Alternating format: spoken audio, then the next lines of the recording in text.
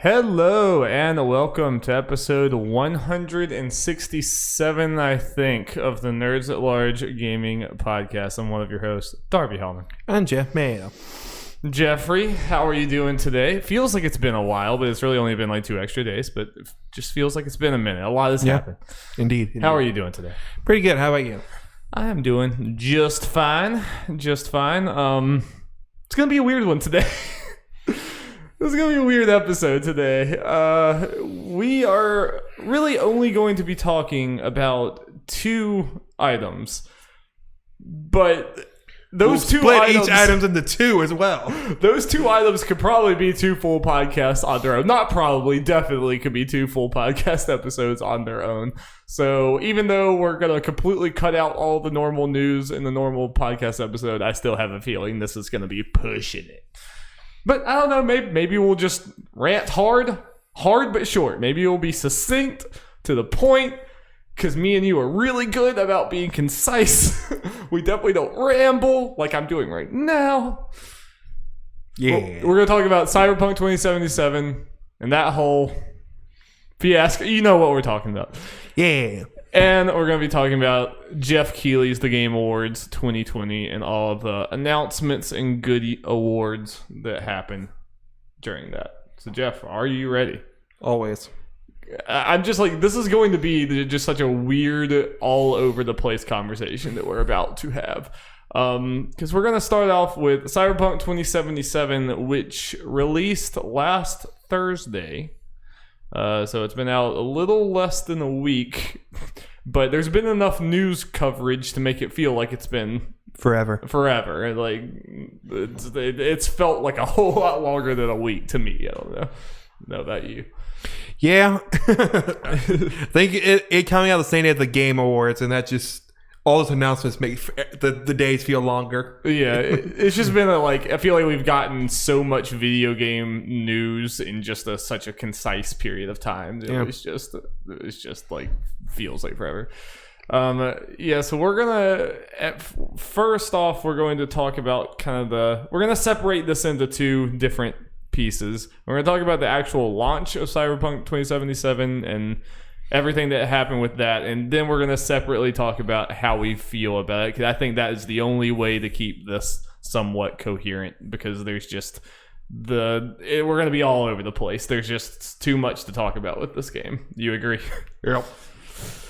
Okay, well, Jeff, where do you want to begin here? Cyberpunk lying to everyone? You mean CD Projekt Red? Or CD Projekt Red lying and tricking everyone?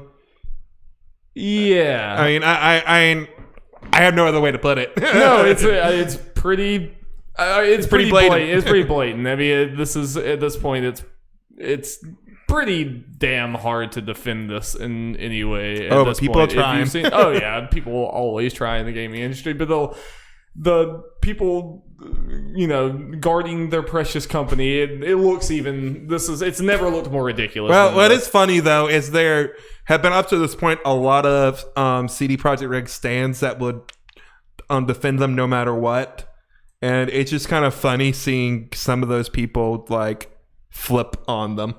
Yeah, but they're still the ones that are defending them no matter what, but it's a lot less people from what I've seen.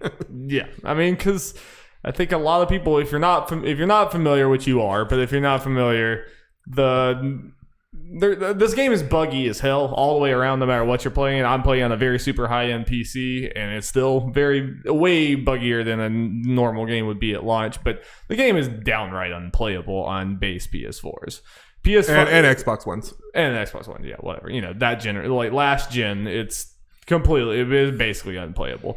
Just playing on a PS5, and it's definitely worse than the PC, but it's playable. You can still have some game breaking stuff, but it's a lot more manageable. But on the base consoles, it's just abysmal. Yeah. And that was already bad enough that they sold a full-priced version of a game that just didn't function. It reminds me a whole lot of Dragon Age Inquisition that I bought on the PS3 that just would not function. And I was like, all right, cool, that's $60 I just flushed down the toilet. Great, feel great about that. That was bad enough, but I think what makes this completely beyond the pale is that there were no review codes for the base PS, or there's no review codes outside for consoles, outside of PC in general for this game. So they just they knew that like half their pre-orders were PS4 and Xbox One. I mean, it was like 45% of the player base, and they just kind of let that build of the game just kind of ship out sight unseen to a bunch of people. And they knew what they were doing with that. They knew that they had a bunch of money sitting there in pre-orders, and they knew if they showed this off, it was going to be a big PR shit show. Yeah, well, and even just regardless of the PS4, Xbox One, which is obviously going to be the main focus and which goes the most, the fact is, I know for even their views of PC version, like at least at first, like the time that the embargo lifted, you could only use B-roll that CD Projekt Red supplied you. Yep. You couldn't use your own footage. So I know like Easy Allies is an example of one. They weren't done anyway, so they weren't going to show a review like they want to try to get done, not necessarily just meet deadline. But they are like, no, we wouldn't have done, even if they got done, they wouldn't have done it because they're not going to just use the B-roll because that's not that B-roll doesn't show everything that's actually happened in the game, even on PC. Right. And like most games, you don't do that. Most games let you use your own. All games let you use your own. Yeah, I mean, it legitimately seems like that.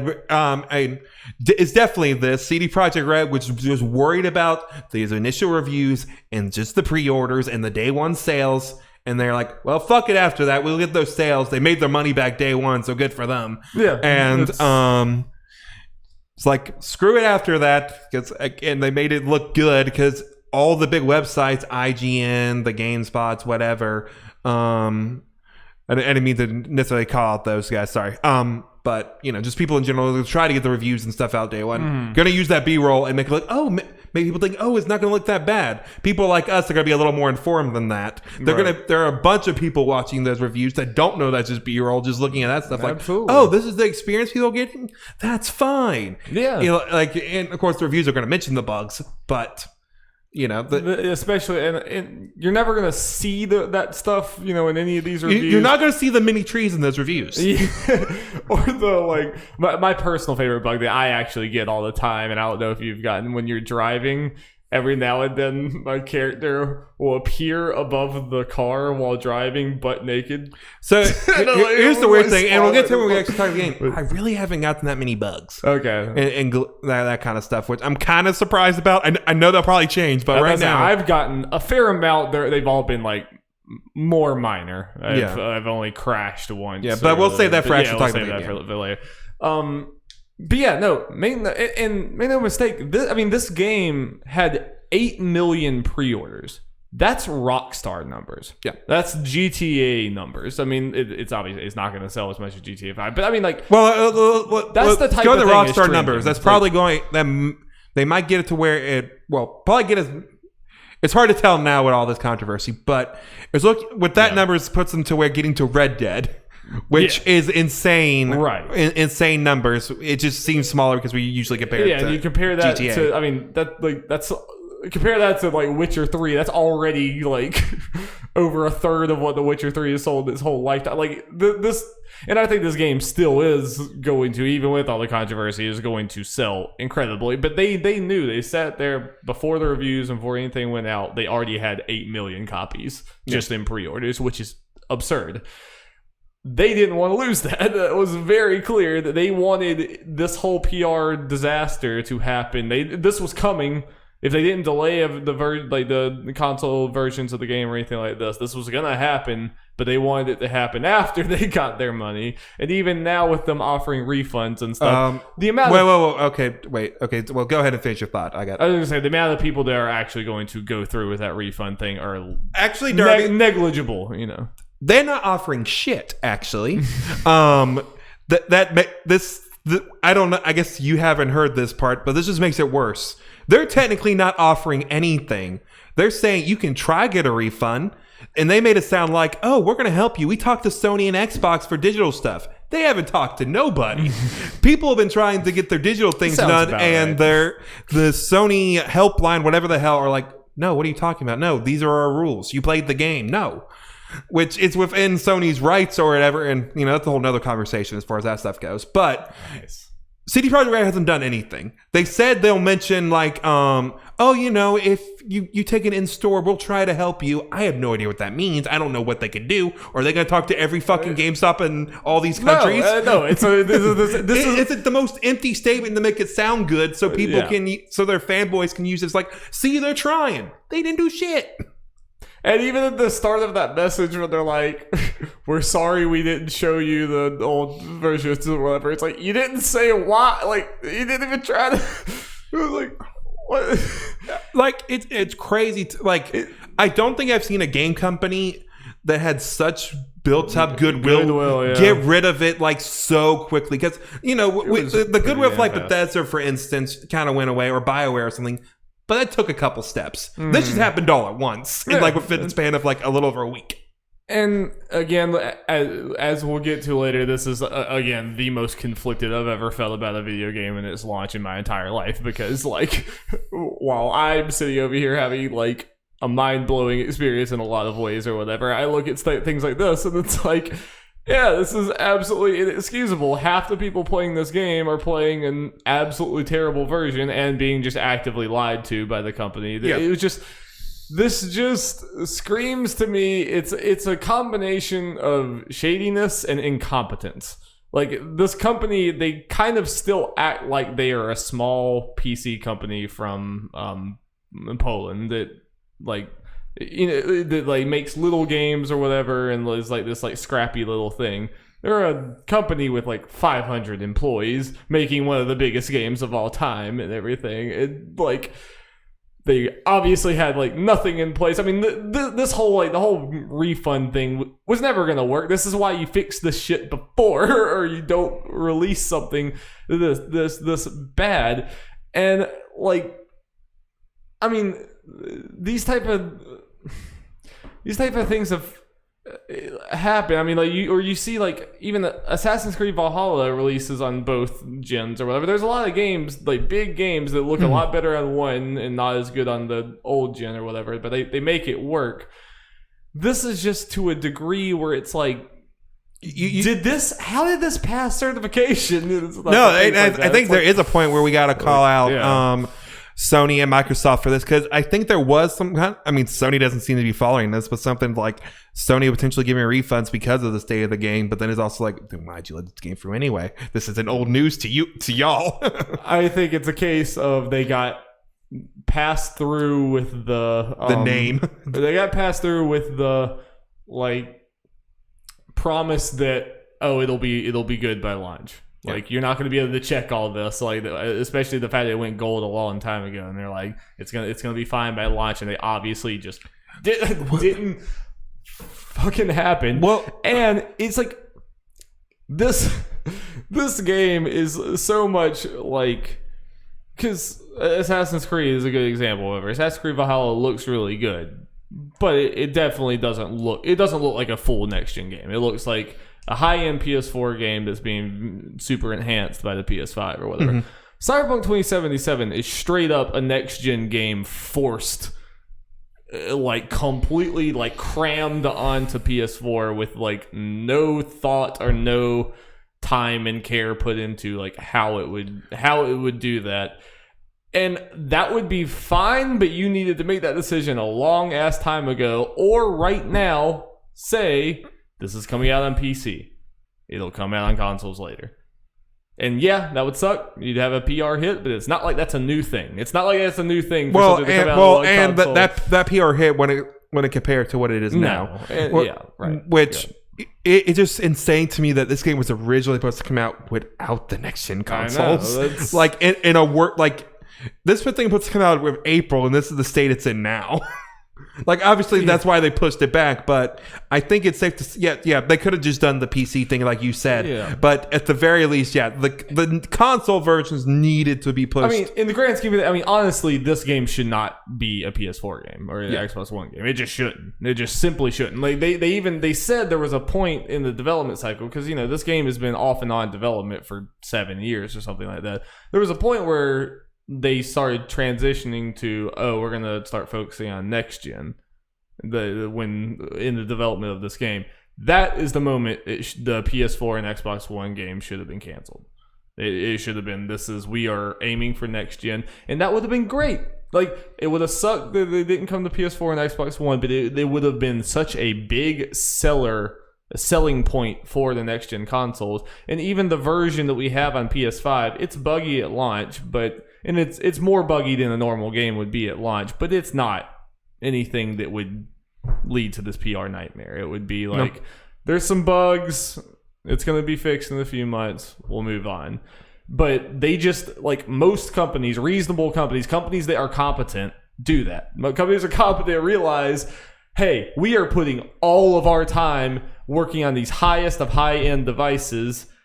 How about let's just cancel this one that is just not even feasible for it to go on? And that's what like Digital Foundry videos and stuff I've seen. They're like, yeah, this game should not run on PS4. This game, it's irresponsible to release this game on PS4. And I hate, the thing I hate the most is when people say, "Oh, what the fuck did you expect? You got it on this 10-year-old device. Well, like you should have expected this." If they sell you a game, a $60 game on that machine, it is their responsibility for that game to function, not yours. Like, that is just something that I agree with you completely, but it's like another thing that makes that argument stupid is this thing was announced for these consoles. It was announced or re-revealed at a press conference for one of these consoles that it doesn't work on. The Xbox Series X and S did not exist when they had showed this thing at the Xbox show originally. Right. So it was pretty far away from existing too. It was like, well, not even that close. Yeah, it was like 2.5 years. Yeah. Like it's yeah, exactly like you said. It should not be on consumers to be like, oh, maybe this won't work on there so much. I mean, like with Switch ports and stuff, like the Outer Worlds ports should not exist. There are a couple other ones that should just not exist. Right. I think there's some level to where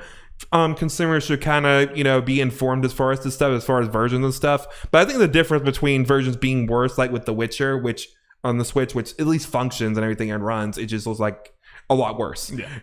It's a difference between that and a game just not working. Right. No, and like, I mean, Cyberpunk there was always going to be a very big difference between PC, we're talking high-end PC versus old generation console. We now have 3 different tiers. It was always going to look pretty a good bit worse.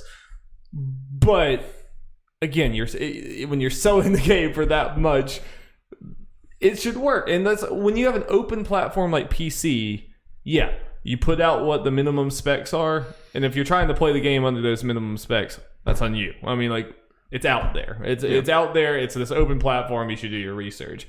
On a console, you can't make your PS4 a better PS4. It's like, I think it's a reasonable. It's just, I hate that mentality so fucking much. That like it's somehow the consumer's fault that they went into a store, saw a $60 game and bought it that was being sold to them. Yeah, it's like, no, that is 100% the developer's fault, and I wouldn't blame people. I hate it because I think this game is great. I really love this game, the version I'm playing. I really, really love it and think it's something truly special. But I would not in the least blame someone if they basically treated this how I did at Inquisition, where I was like, all right, fuck this game, fuck you, BioWare, I'm out. Because like I was so pissed off that I wasted $60 on that game. I would not blame people if they did that with CD Projekt. Imagine people like your sister who loves Witcher and I know has some interest. I straight up told her, do not buy this game. Like imagine if you weren't there to tell her and the guy's like, oh, whoa, what's this? What's going on here? And I mean, if I couldn't afford to get the new consoles or whatever, I mean, this is a game I've been looking forward to for years and years. I probably would have said, all right, fine, I'll get it on PS4 and pray. But yeah, we're more informed. I knew that it was going to run worse. I knew the loading times were going to be terrible. I knew there was going to be a lot of things like that. I mean, never that kind of like as far as stuff being worse, obviously from PC to console, that kind of stuff expected. The frame rate being worse, that kind of stuff is kind of expected and stuff. But again, this goes beyond that. Oh yeah, so far beyond that, and I mean, like even the version I'm playing is more buggy than this game should be, and I mean, like we'll get to it. There have been like I think some of the impact of this game has been lessened because some crazy bullshit will happen. But it's just like you said, it's kind of crazy how like the public perception of this company has like just changed so much overnight. I still think they are very talented at making the games they do and telling the stories they do. But obviously, just as a company, a big company that with a lot of moving parts with this much of a spotlight on them, they are just obviously incompetent and not prepared. Here's the thing that just really sucks, though, just because, like we're saying, blaming CD Projekt Red and stuff, which I mean, I know generally we should do, but it sucks for the actual developers of the game. Because I don't blame them because they're the ones crunching right now when they shouldn't have to be, and pretty much we're forced suits like people high up who aren't really working on this game are the ones that said, oh, we're putting this out here. Oh, that stuff's going on. That's okay if that version's worse.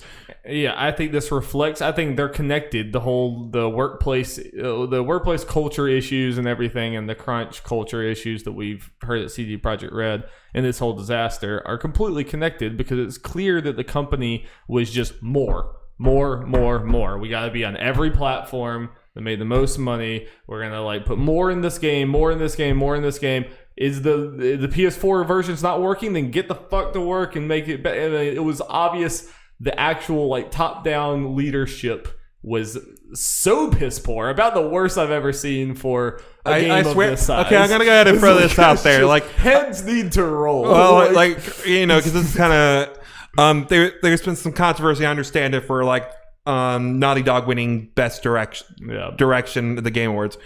If Cyberpunk is nominated next year. God, no. But here's the thing that honestly truly sucks. In the statement we mentioned when they mentioned the refunds, they mentioned patches, there'll be little mini patches here and out, but giant ones in January and February. What that pretty much is QA and playtesting and all the other people, they're going to be crunching. Some people's argument for the crunch, we'll be over when the game comes out, it'll be fine. It's that's getting pushed back 2 months. What do you guys got to say now? Yeah. It's just an unmitigated disaster. Yeah, and it's just also unfortunate thing. Sorry to go into this tangent, more political kind of thing. Just the kind of thing with the whole trans issue with just CD Projekt Red, and that doesn't seem to have gotten better with this game. I can't really speak to it because I haven't really seen what I'm not gonna look at spoilers, so I haven't really seen. I think I've seen the one character that I'm guessing is probably what people are referring to. Well, the controversy kind of started beforehand, just kind of with the marketing of it and that kind of stuff. It kind of fetishizes trans people to a point that's kind of not good. Especially, I know this is Cyberpunk, but I think CD Projekt Red needs to read the room a little bit with the controversies they've had in the past. This they've had controversies within their company with some comments like the GOG Twitter account made, the CD Projekt Red Twitter account has made, all kind of stuff. Yeah. They've had controversy around this before. They need to read the room as far as this stuff goes. And, they kind of with this, they put out these kind of statements that we'll do better or do some shit or whatever, and it turned out they're just empty statements. This year they've definitely become very. They do a lot of just saying what you want to hear, and trying to talk. Every part of the reason with this whole trans stuff is, it's one thing I'd like to talk about more, but it's one of those things of. It's hard for me to talk about it because I'm not trans and to kind of get into this stuff. But all I can really do is kind of bring it up and put it out there and not kind of just let it slide and using it as an excuse, because there are definitely problems. And I think it's just at this point, just with the history of this company when it comes to that stuff, they don't get the benefit of the doubt anymore. No, certainly not. And I mean, there is more bad trans representation in media than good. I'm trying to remember. I'm bad with names, but read, I think it was GameSpot and Polygon's review on this. They got shit on for this stuff, but what they're saying is good as far as pointing this stuff out. Right. Yeah. and getting needlessly attacked. And if you're one of those people, fuck off. Oh, yeah. I just don't feel super qualified to talk about it because I just haven't seen I just at least wanted to bring it up. And I do get kind of gun shy because there's that. I mean, again, I'm sure, like you said, with the track record of this company, they did not get the benefit of the doubt, and I really would not be surprised at all if it really is as bad. I get very gun shy when I just jumping onto things like this immediately when I haven't actually seen the thing, because I've seen numerous times where people kind of make a controversy out of nothing. So I just feel I'm very gun shy. Just be like, yeah. It's like I don't know what I'm actually talking about, but yeah. I get you. I feel like like I said, partly because and from what we've seen through marketing and stuff, and just kind of definitely pre-release all of that. It's been very. And then there's some stuff. Again, it's one of those things I'm not as qualified to speak to, but there's stuff in the actual character creator that people are kind of like about. Just kind of like with pronouns and that kind of stuff, and just the way you can do with genitalia and that kind of stuff. Yeah. I mean, I don't know. It's been a mess. Yeah. It's been a mess. And I really hate that, I feel this just kind of completely disgusted and disappointed in a developer who I really like. I think their previous game is one of the best games of all time. I think this is a really, really good follow-up. I think they're very good at making games. I really like their games, but it's this, and I think it just goes more to a lot of these companies. A lot of these video game companies just have very, very, very, very, very little restriction on them. Very, very little eyes on them, because it's just the industry is so sneaky and shady and everything. You don't have to be upfront about anything, and a lot of people will defend your worst actions just vehemently. It's just the industry where some of these companies almost get applauded for their worst tendencies a lot of times. So it's kind of hard for things to feel like they can change. And I think that every company has this to a degree. We've heard with Naughty Dog and heard with a lot of companies around. I think this is just the complete hellscape version of that, where it's the leadership had zero awareness, did nothing but ask for more, to the point it was just I'm sure there was people inside CD Projekt Red that was this is going to be a fucking disaster. You have to delay or just scrap. Again. Oh, I'm sure there are plenty of employees. They should have been scrapped a long ass time ago. This is PS4 and Xbox One versions, but the higher ups couldn't admit that hey, we said this was going to be on PS4 and Xbox One, and people are going to be unhappy if we take them away. So instead of biting the bullet and just doing that, they just kick the can down the road. Well, I'm sure part of that is because people had pre-orders for the PS4, Xbox One versions years ago. I mean, it's tough, but that's a decision you have to make. And I mean, it's not a new thing. Other companies have canceled older versions of games that they couldn't do. The people canceled Switch ports or the games or whatever that they promised they were going to do. It sucks, and people would have been unhappy about it. But I think 10 years from now, we wouldn't be talking about that. 10 years from now, we're going to be talking about this launch. No. I think this launch is forever now. Well, we'll definitely be continue talking about this launch and everything. When Witcher 4 or whatever CD Projekt Red next game's coming out, we're going to be thinking about this. We can't take honestly, we can't take anything they say at face value. We can't look at any of the trailers and not be skeptical about stuff. Certainly not. Yeah, I mean. Yeah, it's just I never expected it to be this bad. Yeah. Which is, again, it's so weird to transition into the next part of this conversation, which we are doing right now. We're going to start talking about our actual impressions of playing Cyberpunk 2077 ourselves, and I'm glad we got all of that out of the way, all the scathingness that is very much warranted, and something that, again, my impression of this company has forever changed.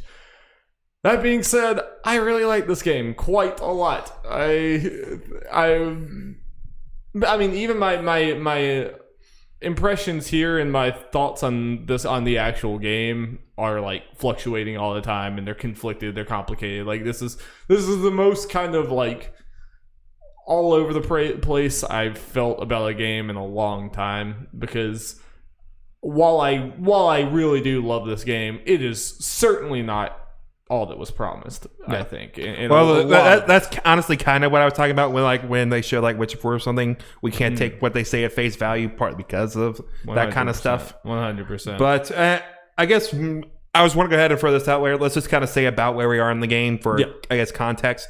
I am I think roughly like 7 or 8 hours into the game, and just kind of recently got Johnny Silverhands and just kind of messed around the town a little bit. Did like 1 or 2 side quests. Nothing too.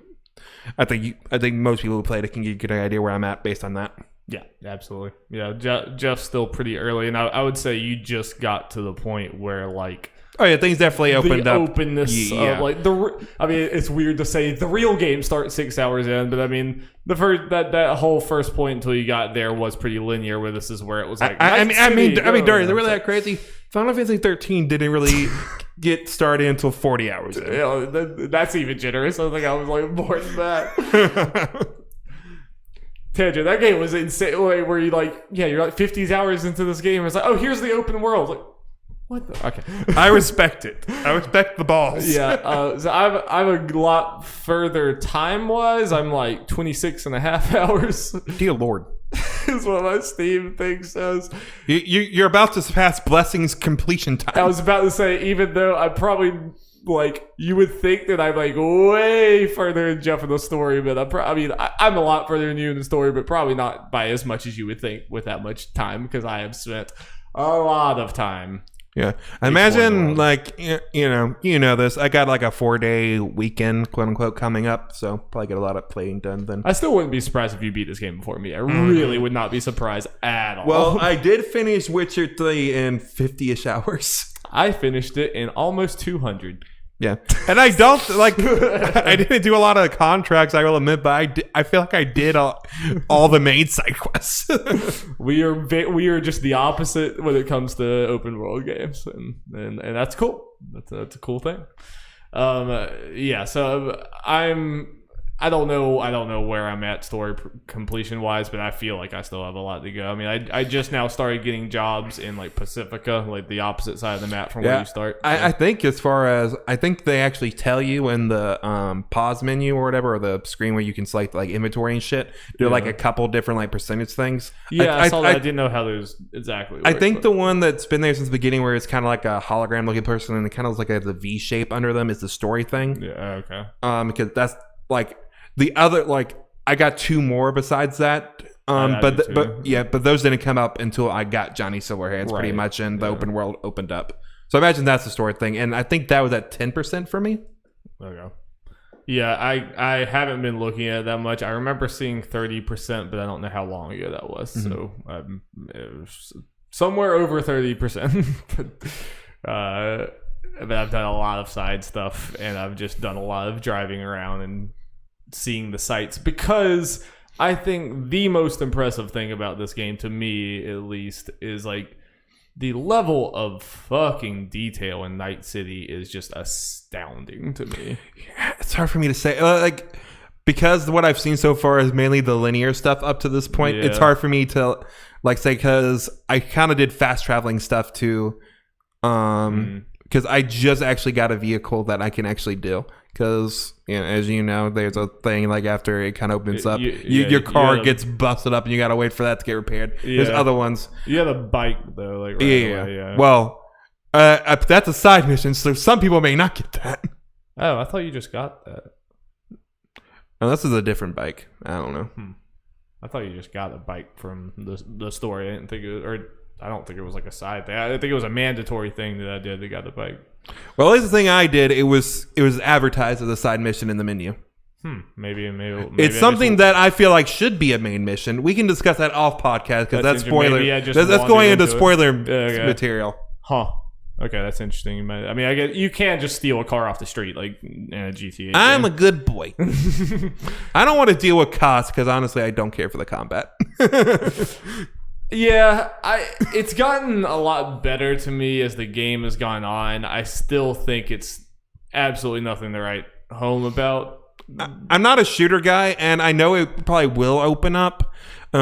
because I don't have a katana or anything. I don't have the little mantis blade things. I don't know how that happens with this. I have melee weapons, but I don't have those. So it's just kind of shooty bang bang with basic guns right now. And again, I'm not a shooter guy, so I'm not the best to go on this. It feels pretty unremarkable with the combat, and the enemies are kind of bullet spongy. Very bullet spongy. That is the worst part of this whole thing. Is it takes like I'm doing headshots. Like, can you just die? Yeah, I mean, it feels like a shooter game made by non-shooter dev, because there's just a lot of things where it's like, yeah, instead of making the combat super, like you're doing a lot of different things or whatever, instead you just had to unload 3 clips and people them finally get them to die. Now that I've started getting better guns, it's started to feel more like a real shooter, where it's like it just doesn't take forever for people to die, but it's taken me a long time to get there. And when I play like harder missions, it's still pretty just relentless. But I'm not quite as negative on the combat as I was before. Like my whole thing with Witcher 3 has always been like, Witcher 3 combat is also nothing special at all. It's like just passable at best. But it was like good enough to not completely take me out of the world and to like go on my role playing merry way. Early on in Cyberpunk, I was like in the mindset that it was worse than that. It was a step lower than that, just because I felt like, I don't know, something about the first person this and the shooter and stuff, it just kind of like took more of my, it just felt like more of a nuisance than Witcher did. I have now gotten to where it feels more like Witcher to me, just in a very different type of game, where it's like the combat is good enough to where it doesn't like annoy me constantly, which, you know, is obviously not the highest bar, but like it reminds me of Witcher in the sense that it's like it just propels the story in a way, if that makes sense. If it doesn't get much better, I'll probably just put it on easy, so I don't have to worry about it as much. Yeah, well, I'm definitely not gonna get to that point, but it's also, I suck at shooters anyway, so. I mean, I'm not great at them, but I started out in mouse and keyboard, and if you're not enjoying mouse and keyboard, I would definitely suggest going to. I've enjoyed the game immensely more since switching to controller, because I just think this game is more built for controller than it is for mouse and keyboard, just with the moving around. Ironic. It's funny. Yeah, I really wanted to do the. I mean, I'm so glad I'm playing on my PC because the game looks fucking stunning, which I will get into. But yeah, I just think it just like driving the car is so much better in controller, and moving around the world and doing things like that is a lot better in controller. So yeah, I would say that. But yeah, so Jeff hasn't really been able to explore the world, but I think that's far and away the most impressive part of this world, because just like one section of the city feels like a whole game's map to me, where it's like just the verticality when you're just looking up at different cities or like driving on interstates and everything. Like that's when it feels like there's a lot of times I think this game reminds you over and over again it's a video game in a way that's maybe not the most satisfying. But when you're like exploring that world, that city, it really does just feel like this is the city. Like this is how this crazy futuristic cyberpunk city would be. And there's like so many little nooks and crannies that I'll probably never see in that game. They're just like tucked away somewhere, because there's just so much actual like surface area. When you talk about like going vertical and doing all of this, there's just so many areas in that game, and like none of them look the same. It's all like so. And I have to imagine it's kind of like a Witcher, which is something I appreciate in that game. Is there were, to me, a lot of areas in Witcher that are pretty much only there for this one side quest. Yeah. So you got to imagine that there are plenty of that for Cyberpunk as well, especially with this whole big city. Yeah, all these buildings, and like every person's apartment I've gone into for a side mission or something, like it always looks different. It always looks like it looks like that person's thing. You see like drink cans, or you see like they were like doing something. It's like I've never in Witcher, half of the villages you go into, like every peasant's town looks the same. Every peasant's like they all have the same bed, the same like Hey, they're too poor for individuality, okay? Yeah, I mean, it might be more, that might be accurate. But, like, I'll get into it more. I think there's no way this game passes The Witcher for me for a lot of reasons. But the world design, this is the best world design I think I've ever seen in a video game, just hands down. I think it's pretty crazy. The just how the world looks and how it's meticulously designed in such a way. It's just a joy to explore. And I have like not used fast travel hardly at all because I just love driving around the city so much. I can't say enough good things about the exploration. That's where I think the promise of Cyberpunk has kind of came all the way through for me personally. But this is my shit. I love worlds that are like fun to explore like this. Very good. Can't speak to exploration at this point yet. Yeah. Fortunately, get there soon because I just next week for Jeff. Yeah. But what we can speak to, what have you thought about the story so far and the writing and acting and things like that? But generally, the writing and acting has been fantastic, even for the more minor characters, which not too surprising based off like Witcher and just all the money that's been pumped into this thing. The story finally started to grab me for the overall thing. I think it started out generally slow as far as what the actual story was. Like characters like Jackie and stuff, like I was really vibing with. Yeah. But it's just kind of now once I'm met Johnny Silverhands and stuff of what's going on there. It's like, okay, yeah, you're grabbing me more with this main story shit.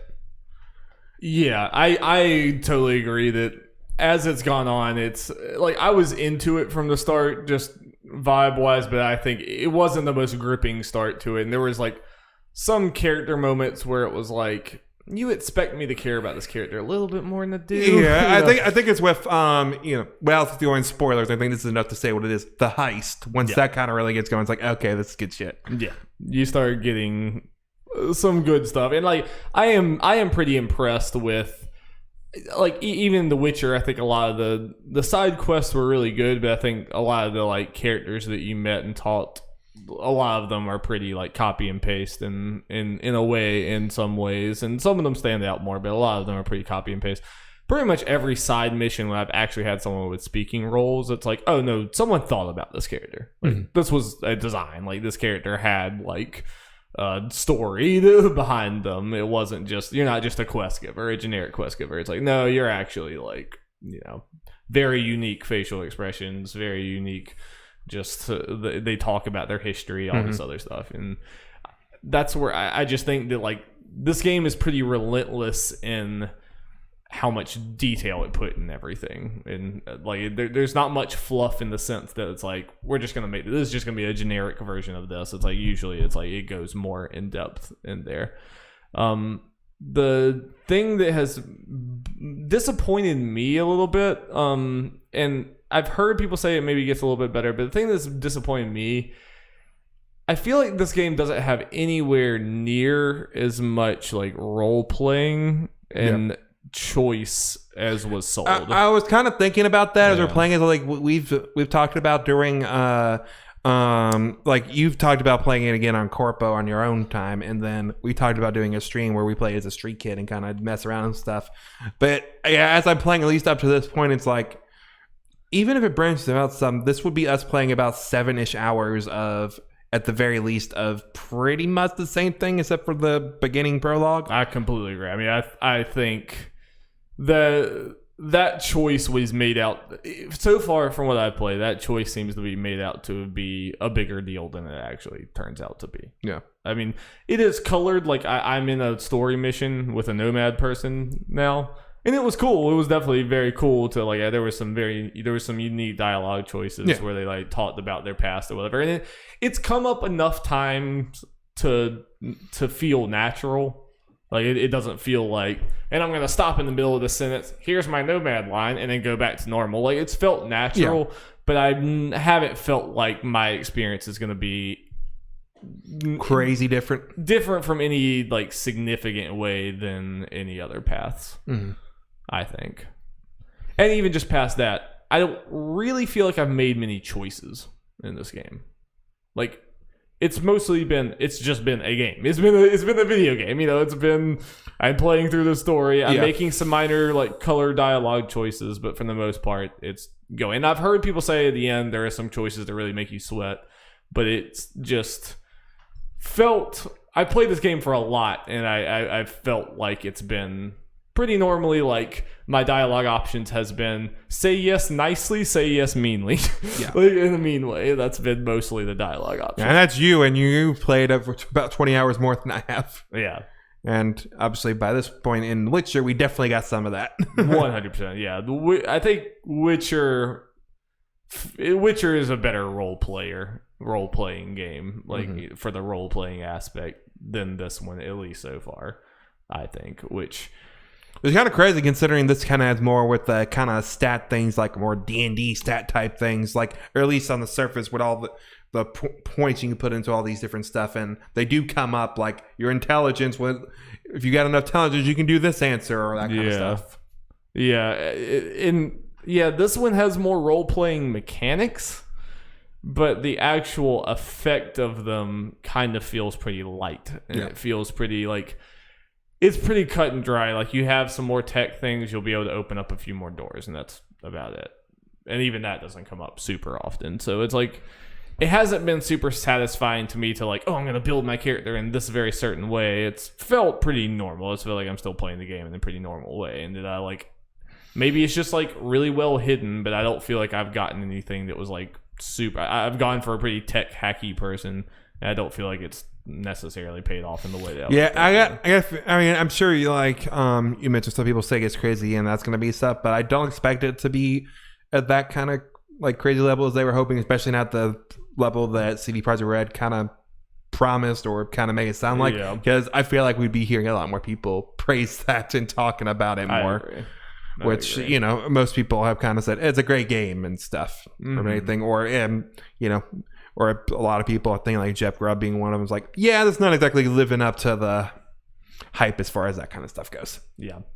And it's a weird game where like in a lot of ways it's disappointing in the way that like there were certain things that were promised or alluded to about like how much of you can take this game and live in it and do all these different paths and everything, and that it just had this air of it's going to like shake up RPGs going forward in the way they're played. When you look at it from that lens, it is disappointing in the sense that I think that it is. It's not really like visually and world design. I think it's a shake up game, but the actual RPG-ness of it, I think it's a super duper well written, well acted, high production Bethesda Fallout game. Like it's not really taking that bar any higher than those games did from just the choice things. It's taking that bar so much higher from the like actual writing and just that kind of stuff. But it is a video game. It's not like a transcendent thing. It's a very, very good video game. That being said, when I've like reorienting from that and just like playing the game, I am having a blast. Like I am hooked on this game. I play it all night. I wake up. A lot of times I play it a little bit in the morning. I get home from work and I immediately go play it again. I am hooked. I am like, I cannot put this game down. And it's made me feel like those old Fallout games used to, just in such a heightened way. So it's hard to say I'm completely disappointed when I'm enjoying it this much. It's just not quite the game. It's not like scratching the itch in the ways that I thought it would. Like I said on Twitter earlier, Red Dead Redemption 2 remains the king of immersiveness in role playing in games. I mean, I haven't seen the end of Cyberpunk 2077, but there's just no fucking way. It's just like, and I thought that there might legitimately be a chance that I felt more immersed in this game than Red Dead. That ain't happening. V ain't no Arthur Morgan. Do you have something you were gonna say there? I don't think so. Nothing in particular. Yeah, I mean, so what are you thinking overall? I mean, like, because you probably didn't have quite as high expectations as I did going in, but what are you thinking overall? It's hard to tell. Like, part of me's feeling disappointed so far, but I know like I'm just getting to the like I'm saying that now, and I know I'm just getting to the part where you would expect like it's being more like I thought with the like years. Like I'm just at the side quest at this point, which, as you know, someone who played The Witcher this year and absolutely loved it, I know that's where a lot of the a lot of the best moments are in, or if it's like Witcher, that's where a lot of the best moments will probably be. Yeah. So waiting to get to that kind of, like, some of the best stuff so far hasn't been in the one side mission I have done so far in this game. Right. So waiting to get that kind of much, and hopefully, and part of it is the combat. It's like there's been a good bit of it, and I'm just not feeling it at all right now. So just curious to, see how I go. But like I'm still enjoying it a lot, of course. Yeah. It's a weird game. Also, I understand people. I honestly don't expect you to really love this game. I think you're gonna like it enough to get through it and be like, "That was a fun time." But I don't think. I think it's gonna be pretty low on your game of the year list, and I think it's not gonna be a game that you talk about all that much going forward, because I think this is a little less your type of game than Witcher, and I think Witcher is a better game. I mean, I straight up do. I think already at this point in The Witcher, I've replayed The Witcher a little bit before here, and already even. People say that, like, the beginning of The Witcher 3 is kind of slow, which I agree it is kind of slow. Even by then, I had more moments that I was, like, endeared to this character. Like I said, had an interesting choice to make, had all these other things. I had more moments of those already by this point in The Witcher than in this game. And there's just... while the production value and everything is way higher than The Witcher. I mean, Witcher a lot of times can look kind of rough or whatever at moments, or like the acting cannot be the best. But I think the thought, like, there's just some times in Cyberpunk when I do like side missions and everything where I'm just kind of like, yeah, that was, really well acted and all that, but like didn't really make me think very much, or it was just kind of like felt more like it just there's just something not quite as special about it. I think I enjoy the world and like with the decisions I'm making and everything in Witcher more than I'm enjoying this. I think. Well, I guess if that's about me, that's what we talking about. I guess how things are running and all that kind of stuff. We talked about them glitches and bugs and shit, or like talked about them, when we were tearing them apart. Talking about our experience with them. Honestly, my experience hasn't been that bad whatsoever. I'm being honest, like I said, I'm playing on a PS5, so I'm playing the PS4 version of the game. Just obviously running better. Visually, definitely a downgrade from yours. But I think it looks fine. Yeah, I've seen yours a good bit, and I still think it looks pretty good. Yeah, and frame rate and everything has been good. I'm having trouble, like, it's one of those things, like, I'm noticing, like, the few bugs that I've gotten there more because I'm thinking about, like, okay, when these bugs happen. For them, yeah, unless that they're actually happening. Like, I haven't had the thing like you. I've had some of it, like, I haven't, like, driven a car or my motorcycle and done the T-pose shit. They haven't been no tiny trees. I kind of hope you do it at least once because it's really funny. The most I've done, like, I had that weird quest thing that I mentioned to you where I did a quest or whatever. It told me to talk to the guy. I did talk to the guy. Obviously wanted me to go talk to this other guy. The other guy wasn't there and was still telling me to talk to the first guy. I reloaded because that was the end of my session anyway, and it was fixed. And I can't remember who you were talking to on Twitter. There was some about where you were wearing a hat or something and you were bald in the mirror, or maybe it was a clothes or something. Yeah, it was me. Whenever I looked, I was completely naked. Yeah, I did have that where I put a hat on, looked in the mirror, and I was bald, like in the mirror. But that's mainly it. Like nothing too crazy. Like and just some. And this isn't like specific to Cyberpunk. I had some kind of weird ragdoll physics on one enemy that I noticed. I mean, stuff like that happens even the biggest when you have these big open worlds with lots of particles. So so far, from what I can tell, I've been very lucky regardless of the version I am playing. Yeah, I mean, because Holden, for example, is playing the same version as you, and he said he had 15 crashes.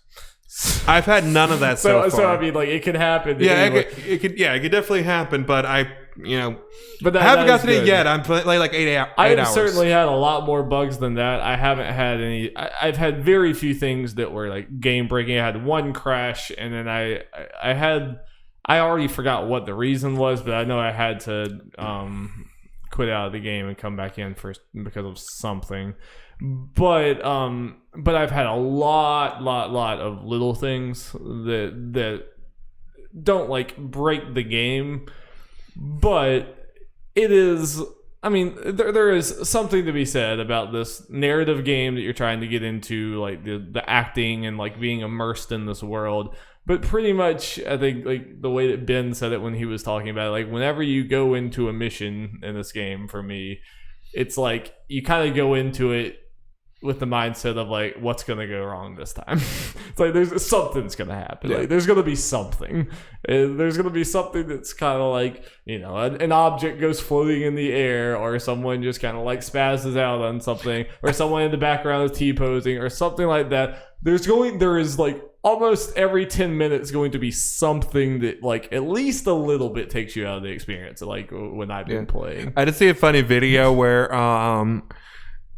someone was just like walking out of a building and then a car came flying out. That's like, I didn't know the Hulk was in Night City. So good. It's just like, I was like, huh, what's that? I wasn't paying attention. Like, I didn't know, like, did he call the car or did the car just come randomly flying at him? Either way, it's hilarious. It's really good. I mean, yeah, like shit like that can happen in RPGs. It's, absolutely. But like, I mean, it's clear this game is not very well optimized. I mean, that is just because it has way more than you would expect from the launch of a game like this, even on my version. Because it's like, even when you play like some Bethesda RPGs or other things like this, and I'm sure this game will get to the reasonable point on PC at least. Yeah, don't have high hopes for PS4 and Xbox One. But I have no hope for those versions. But on PC and PS5, I think it'll get to normal degrees. But right now, it has taken me out of the experience sometimes. I mean, I haven't. It's fault my immersion at times. Yeah. And I compare it to something like Red Dead 2 again, that had a very big open world that was interactable in so many ways, and I maybe had like 2 weird glitchy things in the entire game, and I played it for 80 hours. This is like, and I played it at launch, obviously. This game just like, it's just not very well optimized. There's a lot of like little problems that come up often. Yep. And yeah, throwing that thing for Darby for Red Dead, we both played it on base PS4s. Right. That as well. No pros around here. Yep. Yeah. Weird game to talk about. Yeah. I am disappointed, but I'm also hooked. It's like I am enjoying the game for what it is, and that even sounds worse than it is. I really am enjoying this game a lot. I think it's going to be pretty high on my Game of the Year lists. Definitively under at least Last of Us and Final Fantasy VII. It's that point where it gets, it's going to be somewhere around there. I really like it. I think I like it less than Witcher 3. Part of that is just I love Geralt so much as a character, and just like those characters were just very charming and everything. And I think I just like that world a little bit more. But I think that there are a lot of things that this game's doing better, and that there's a lot of things this game's doing better than any game I've ever seen. There's also other things that it does worse, so it's a mixed bag, you know. And I don't think it's going to be for everyone, but I think it is going to be for a lot of people when it does work. Hopefully sooner rather than later. Yep. Well, you can expect us talk more about this game in the coming weeks. I honestly don't know, like, how. I guess we can do little updates and see how things are going, but I don't know what reason we would have to really do more discussions, like big discussions like this, at least until we're done and go into a spoiler talk. Yeah, I'm down with that. Just little things, maybe talk about some funny bugs we might have. We should try to get Holden on here. He already beat it. Crazy. He must have plowed through that thing. Yeah. I guess. Is he one of those people that took the weekend off? Maybe he did.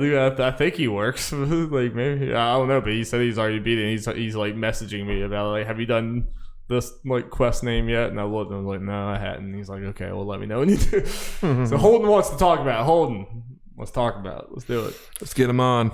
Well, we had Chad for FF7. Yeah, we gotta get Holden now. Perfectly balanced. Chad showing the Cyberpunk.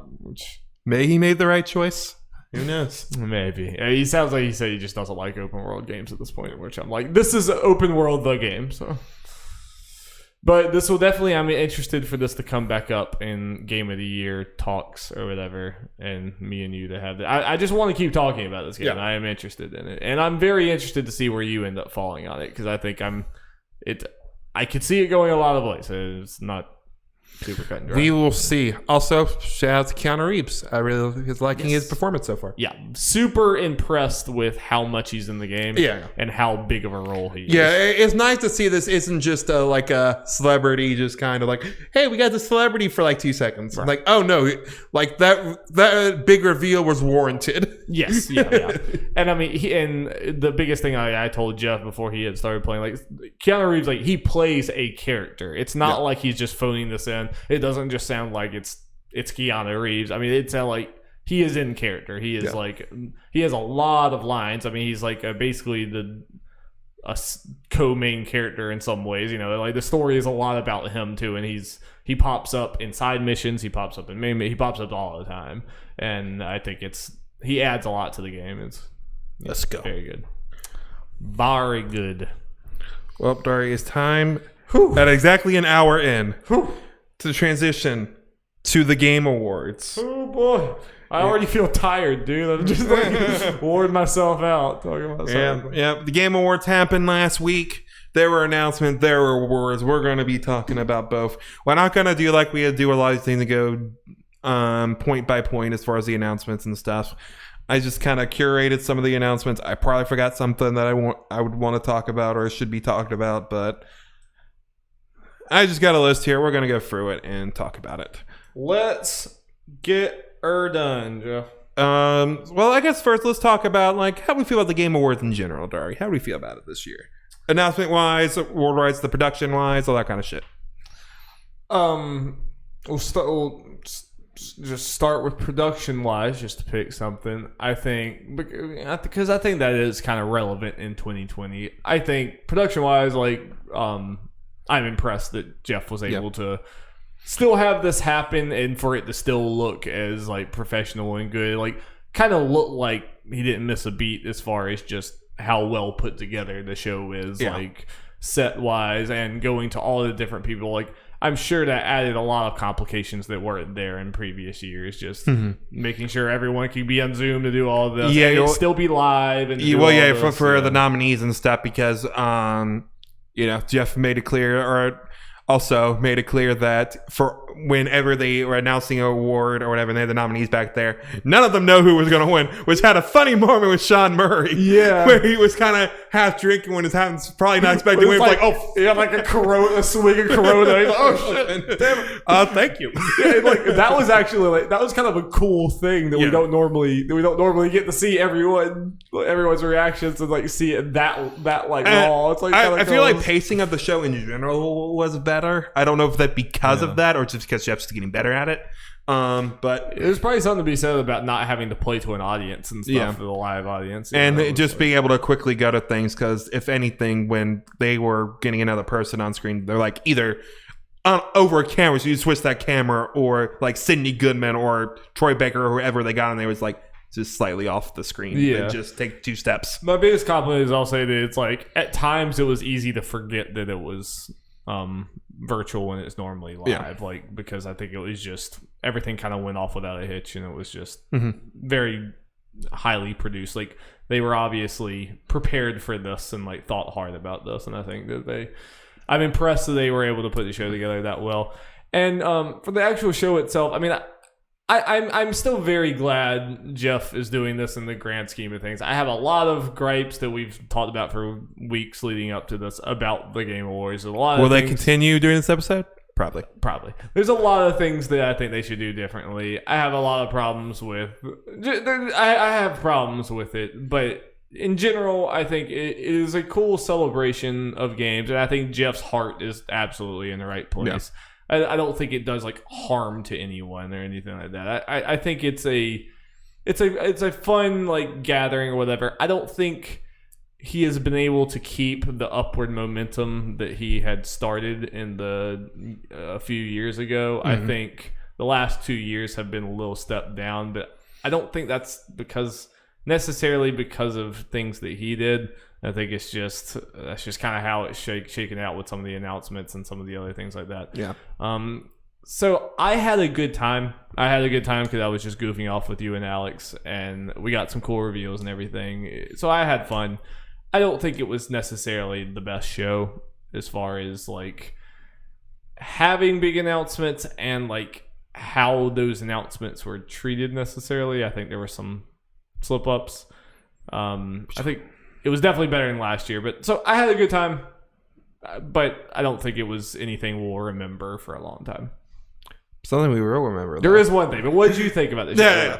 Yeah. Overall, yeah, I kind of liked it. I feel like the award, we'll get into like what this is. Started with some big announcements and stuff that like the first two announcements of the show probably should have just bookended the show instead of what we did end the show with, which we'll get to. Yeah. But overall, I thought the announcements were good. I think it was a good mix of stuff between the AAA stuff and some nice looking indies. I feel like this is one. I know I'm missing probably some indies on here because there's so much stuff that probably looked really good. But I think a good mix of those. You can argue maybe there's too much of similar kind of games. They were like we kept on bringing it up because Alex was like you saying on the Discord with us chatting. Yeah. We're trying to find some 4 whatever against everyone kind of games, and there were plenty of those 4-player PvE games. A lot of them were zombies. Like 3 in a row. It was really like maybe this is a little much for this. Pick your genre. Yeah. So. Some of that kind of stuff, but again, some really good games in here, and I'm glad this exists rather than it not existing. Yes. All right, cool. You said all your words. Let's do the thing. Started the main show with the biggin. I unfortunately was not here for it. So upset. I was watching it on Twitch at work at the time, but you should definitely go watch Darby's reaction to it. A tad embarrassing, but we're passionate around here, right? We should not be ashamed of our passion. Man, you see my banjo reaction. No, I take pride in our passion. Usually, I like it when there's someone else to share that with, and it's not just me screaming. But I had to scream. This is like, come on. We got Sephiroth and Smash coming this month, Darby. Out of fucking nowhere. I just could not believe it. I'm guessing, so that means as far as like Smash reveals goes, I think this was always planned. I'm going to assume like Sephiroth here as far as being announced, unless there was like he was getting delayed. Even then, you could. I mean, this is around the time still we would have expected to hear the third character. Well, it's just possibly like because Steve was only 2 months ago. Like we kind of figured we were getting here, but it's like if we didn't get, it's like okay, it makes sense. We just got Steve. I think it's more of because there was a good bit of time in between Min Min and Steve. Yeah. Because this is like 2 months and we're getting Sephiroth this month. I think it was Min Min was on schedule pretty much.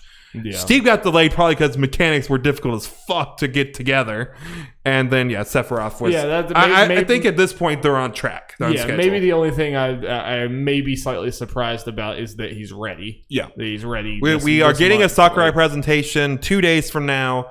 Darby may be reacting to that live. I'm not 100% sure. Yeah, what time is it? 5:00 is the only. Okay. We'll see. We'll see. Yeah. I mean, we'll definitely talk about it on the next podcast. 100%. Of course, we are. Absolutely. But yeah, probably at least maybe that night I could pull it up or something, even if I missed it live. But we'll see. Well, in some way, you'll have coverage for us. I'll throw this out there to you right now before we get. If you're okay with waiting, we could do that. Okay. Yeah. All right. Well, I'll leave that up to you. Look for Thursday something. Yeah. So we got Sephiroth coming out this month, probably within the week. Like within the next week is when he will be out, if not on Thursday. So that is exciting. We got a dope ass trailer. We got the dopest trailer. Yeah, so it kind of inspired Darby to want to do a Smash trailer ranking, which we'll do on a podcast. I really want to do that pretty soon. Probably just made that the whole episode. Just take them all. And I kind of didn't think about it at the time as far as his moveset and what's going on in the trailer. There's a lot of Advent Children Dissidia references. Like Advent Children in the actual framing of the trailer and everything, but didn't a lot of Dissidia in his actual moveset, which has me excited. Yeah, you would know more about that, obviously. But Advent, I mean, it's obvious Sakurai is just a huge Advent Children fan. It's weird that like all of these like old Japanese creators love Advent Children. Like the more Sakurai, Katase, they all just absolutely adore that movie, for better or for worse. But like when it comes to hype action scenes, I'm down for Advent Children. Like, let's go. the sheer amount of effort and everything and care that went into this trailer, it's unreal. I have watched the trailer so many times, and I even watched it again like this morning and got goosebumps. It's like, it's just so good. Yeah. The fact, like, everything about it, like, all the different references, how it like blends from the gameplay straight into CGI. So like the fact that it introduces Sephiroth by him coming in and one-shotting the biggest boss in like all of Smash Bros. Just yeah, no, I'm sure everyone had the thought. I definitely had the thought at work when I saw it. It's like, who the fuck could have done that? I was kind of hoping Sora, even though it'd be goofy if he did that with a keyblade. But I had hope. Yeah. But then once I saw it was Sephiroth, I was like, of course it's Sephiroth. What better way to just show off like in this like unmitigated bad? He is basically fantasy Darth Vader. Yeah, and then he's pretty much taking out solo the whole Smash roster. It's so good. And like the look on, like, you know, you don't know who it's gonna be. It's like, oh, this is a weird worldwide enemy there, whatever. And the look on Cloud's face when he realizes, he's like, oh no, it's him. It's funny the amount of people I've seen some kind of reactions. Like, I think One Wing Angel did start at that point, but just even some like seeing Cloud's face and like, oh, it's probably Sephiroth just based on that because Cloud's in a CG trailer, which doesn't happen. It's the first time he's been in a CG trailer. Yeah, they finally Square is like letting him off the leash. And another good thing, I think, like another reason they get happy about Sephiroth being here is we'll actually get, I would think, proper FF7 representation in the game, not just from a character or stage standpoint, because now we got 2 of each, which is insane, but we'll also hopefully get a decent amount of music, like an actual good amount of music. We'll actually get spirits because it's only Cloud, and for some reason he's the only one whose fighter spirit is the actual Smash model and not an actual artwork from a game. And like, if for some reason it's just been weird, and there's been the history goes back really far. That, like, you know, Cloud got in there, and normally like Castlevania has like 30 songs or whatever. Even Persona has it across like 4 different games and has at least like 10 or so songs. And then Final Fantasy 2, they're only the battle themes. There are no remixes. Yeah, and that's it, and all that. And the fact that apparently Cloud almost kept Ultimate from happening because the Everyone Is Here thing. So like that, there's so many reasons why this is so unexpected. So there are a couple theories that I completely buy as far as like what happened with Cloud and Sephiroth and all that kind of stuff. I think because of the way it works, I imagine Square was going to get more money if Cloud was DLC, or got more money as Cloud being a DLC than in being the base game. So they might have agreed with Square to like, okay, if you give us Cloud in the base game, we'll give you a DLC, like some DLC characters or something, or so that way you can kind of make the money or whatever, and maybe hold back some of that 7 content for the Sephiroth thing. Or I think also another one is, I completely believe they went to Square obviously for Hero, but for Sora, and they're pretty much like, Disney telling us no. Yeah. But what about Sephiroth? No. All right, I kind of like that one kind of like makes, I like that one a little bit more just because I can see Sakurai being just like geeking out, being like, oh yeah, we'll take Sephiroth. Like, Sephiroth's the consolation prize. Okay, if you insist. I mean, I can totally see Sakurai being like, yeah, Kingdom Hearts is cute and all. Like, oh, can we get Sora? Oh no, we can't. Okay, oh, big shame. But how about Sephiroth? Well, it's also like, Nintendo. I don't know. They said no.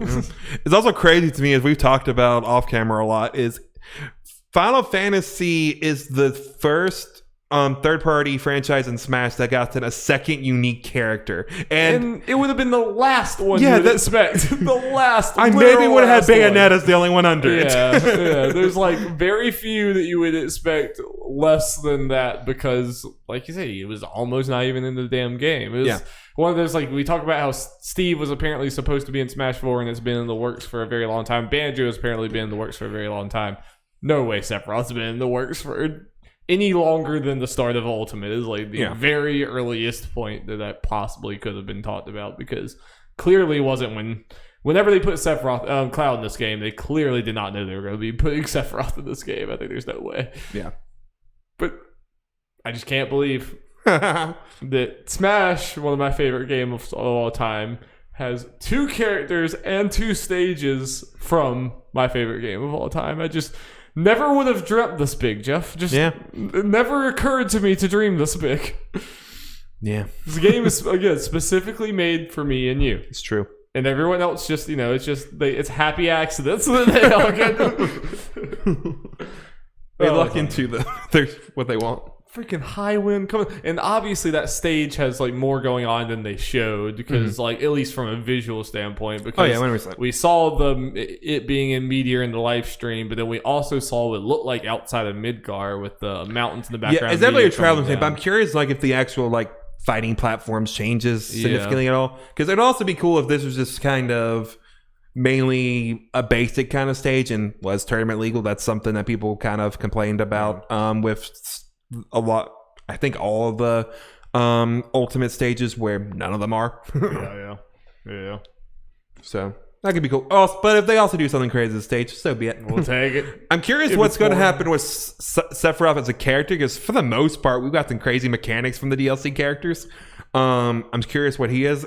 What if anything he'll have. I imagine it might be something kind of a mix of Cloud and Joker.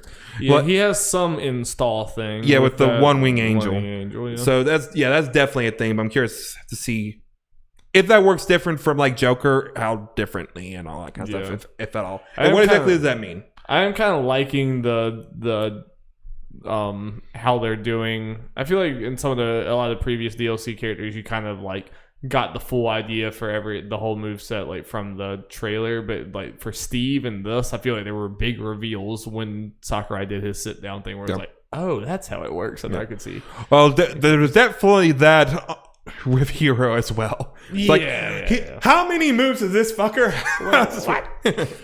Yeah, I expect Sephiroth to be like slightly more simple than the other ones, which is not a bad thing because I think there's a place for that, But I mean, he has an install. I mean, that's already crazy by comparison to like old Smash things. So there's going to be things going on with him. Yeah, the main thing about that is the installs, how it works, how long it is, and how it exactly like potentially changes moves. Maybe besides it getting more powerful, or is it like I don't know if we saw an up special for him, like his recovery move. Yeah, I wonder if it's going to be some kind of weird thing, and then once he becomes, he gets the install, it's like.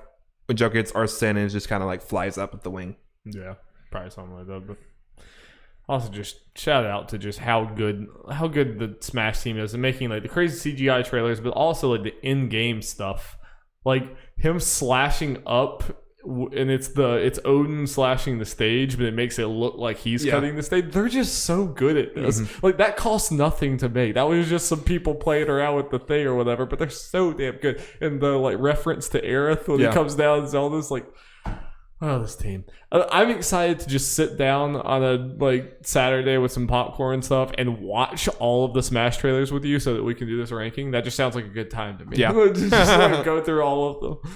Yeah. Well, we can do that this weekend. At least watch them. We can do that this weekend. It's probably going to take us a while to like... Yeah. I'm sure there's some video that just goes through all the way straight through. Yeah. That we can find. Well, we got to move on. But that was the most important thing. I mean, do you have anything more on Sephiroth just for time? Not that I can think of. It's going to be crazy. We'll obviously, talk about him. Or we got to mention the Mario bit. Oh gosh, yes, it was so good. But like, he fucking killed Mario, and the fact that he's still on the sword, like him and Cloud clash, and then when Sephiroth moves, Mario. Gets I legitimately, when I was this part, I was like, good. "Wait, isn't Mario still on the?" Oh yeah, he was. Perfect. It's just like 7 frames. It's easy to miss, but he just like yeets that man. 10 out of 10. And I will say before we leave, like I said a little bit on stream or whatever, I'll just say very quick, I completely understand if there's people there maybe a little disappointed by this, in the sense that they got to dip back into the Final Fantasy well, and they dipped into Final Fantasy 7 again. Or even the Square Enix Religan and going back to Final Fantasy, I think is something that people like, because Square's not hurting for reps from other series. Certainly not. Like, certainly. I really want 2B and Sora, obviously. Yeah, but even if it was like Final Fantasy's the biggest thing, we're gonna go into Final Fantasy. It's a little bit of a bummer. It's a bummer for other people. I get it. Why it would be a bummer that they went into 7 twice, and just if you're not a 7 fan, it probably kind of is starting to feel like 7 is the only thing being catered to right now. It's true though.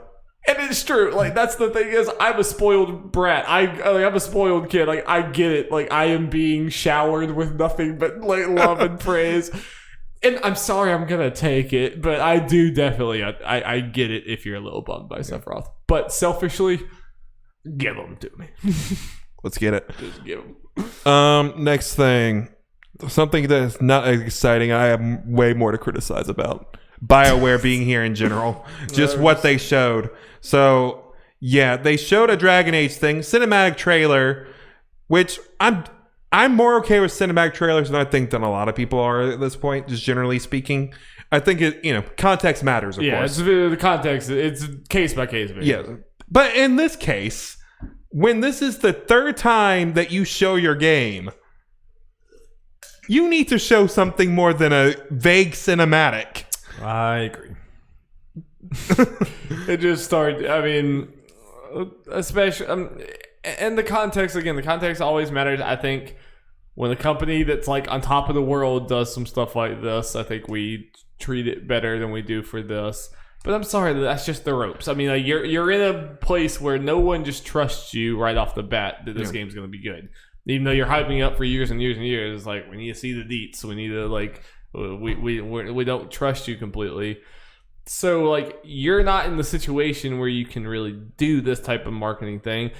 And also for the fact that none of the cinematics have been anything you're really going to remember that much, like there's just been very little to like warrant you being excited for this thing that you have not even remotely seen a concept of. Yeah.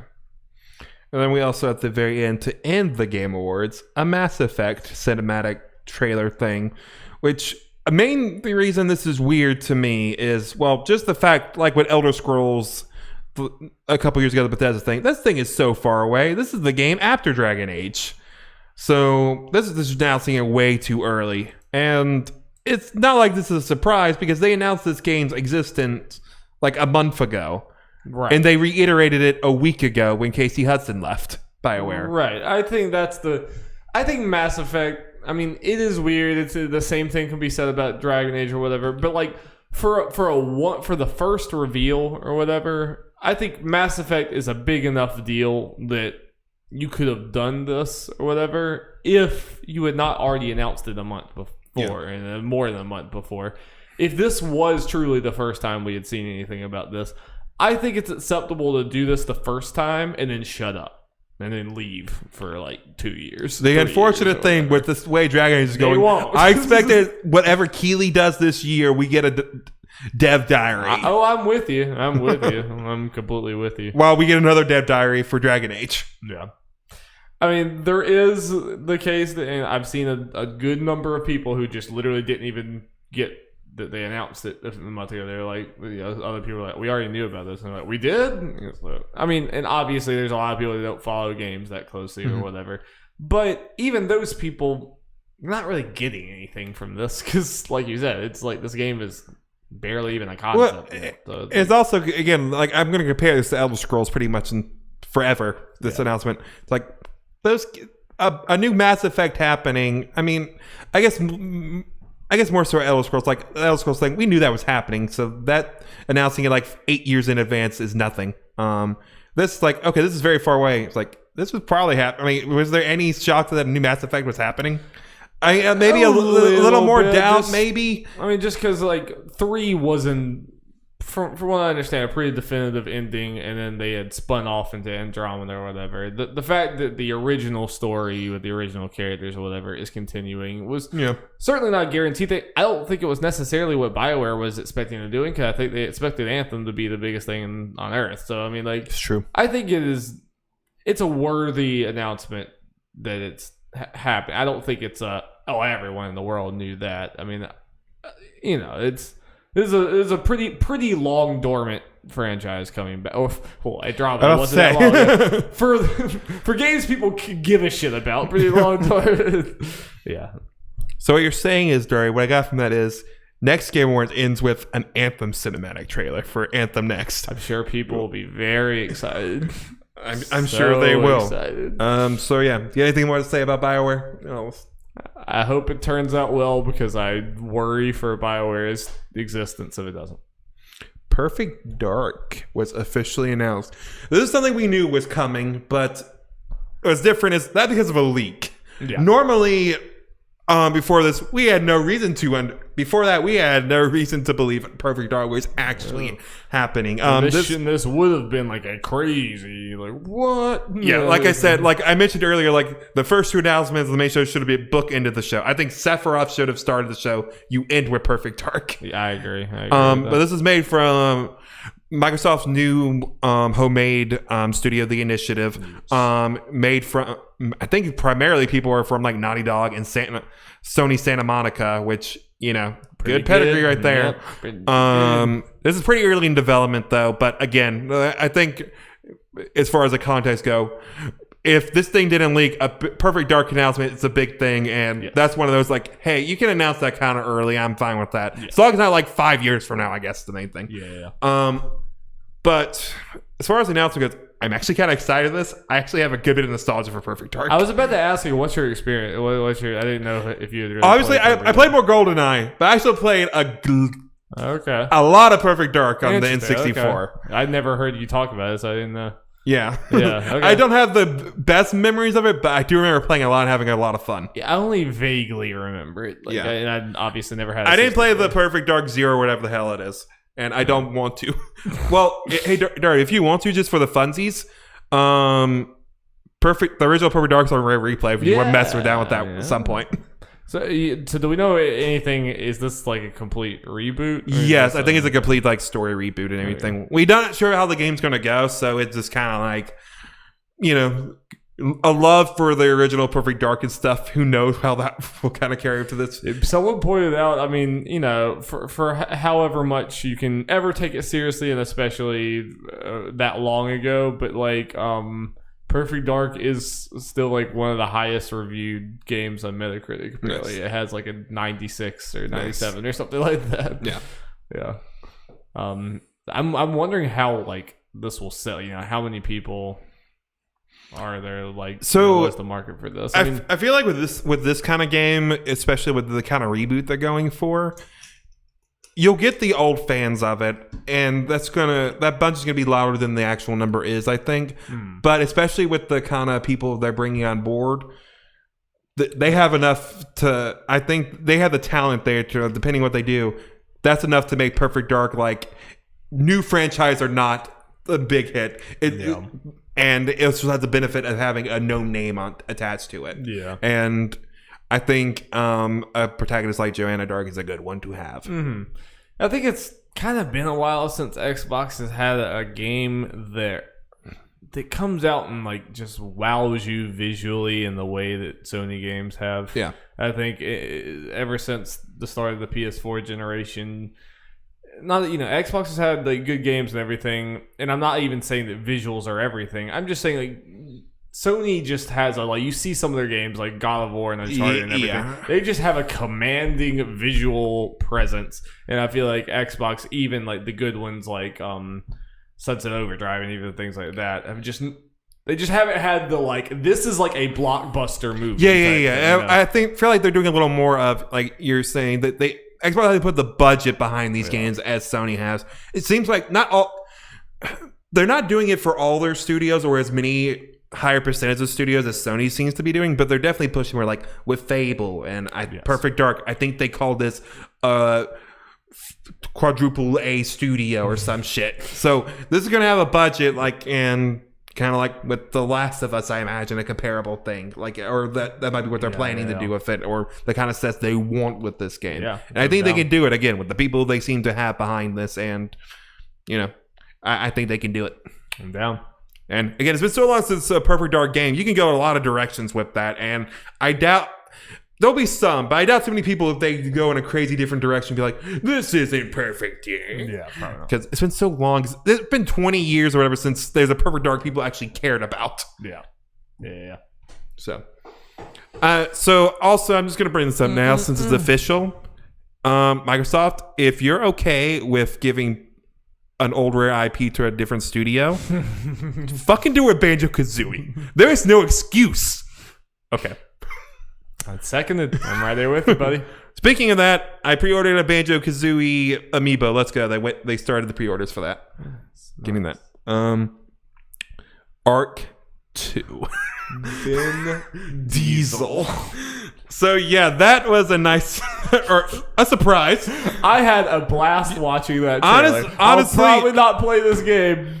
I mean, I don't know who knows, but I probably won't play this game. But as far as just me having a good time watching the trailer, I had a good time watching that. So it's an interesting one because we know of Ark. We've seen some Ark. We don't know a crazy amount about Ark, though. So we didn't predict it. I think us and a lot of people were like, Turok? And it like kept going on for so long. We're like, it's Turok. It's definitely Turok. It's Turok. Oh, we convinced ourselves it's Turok.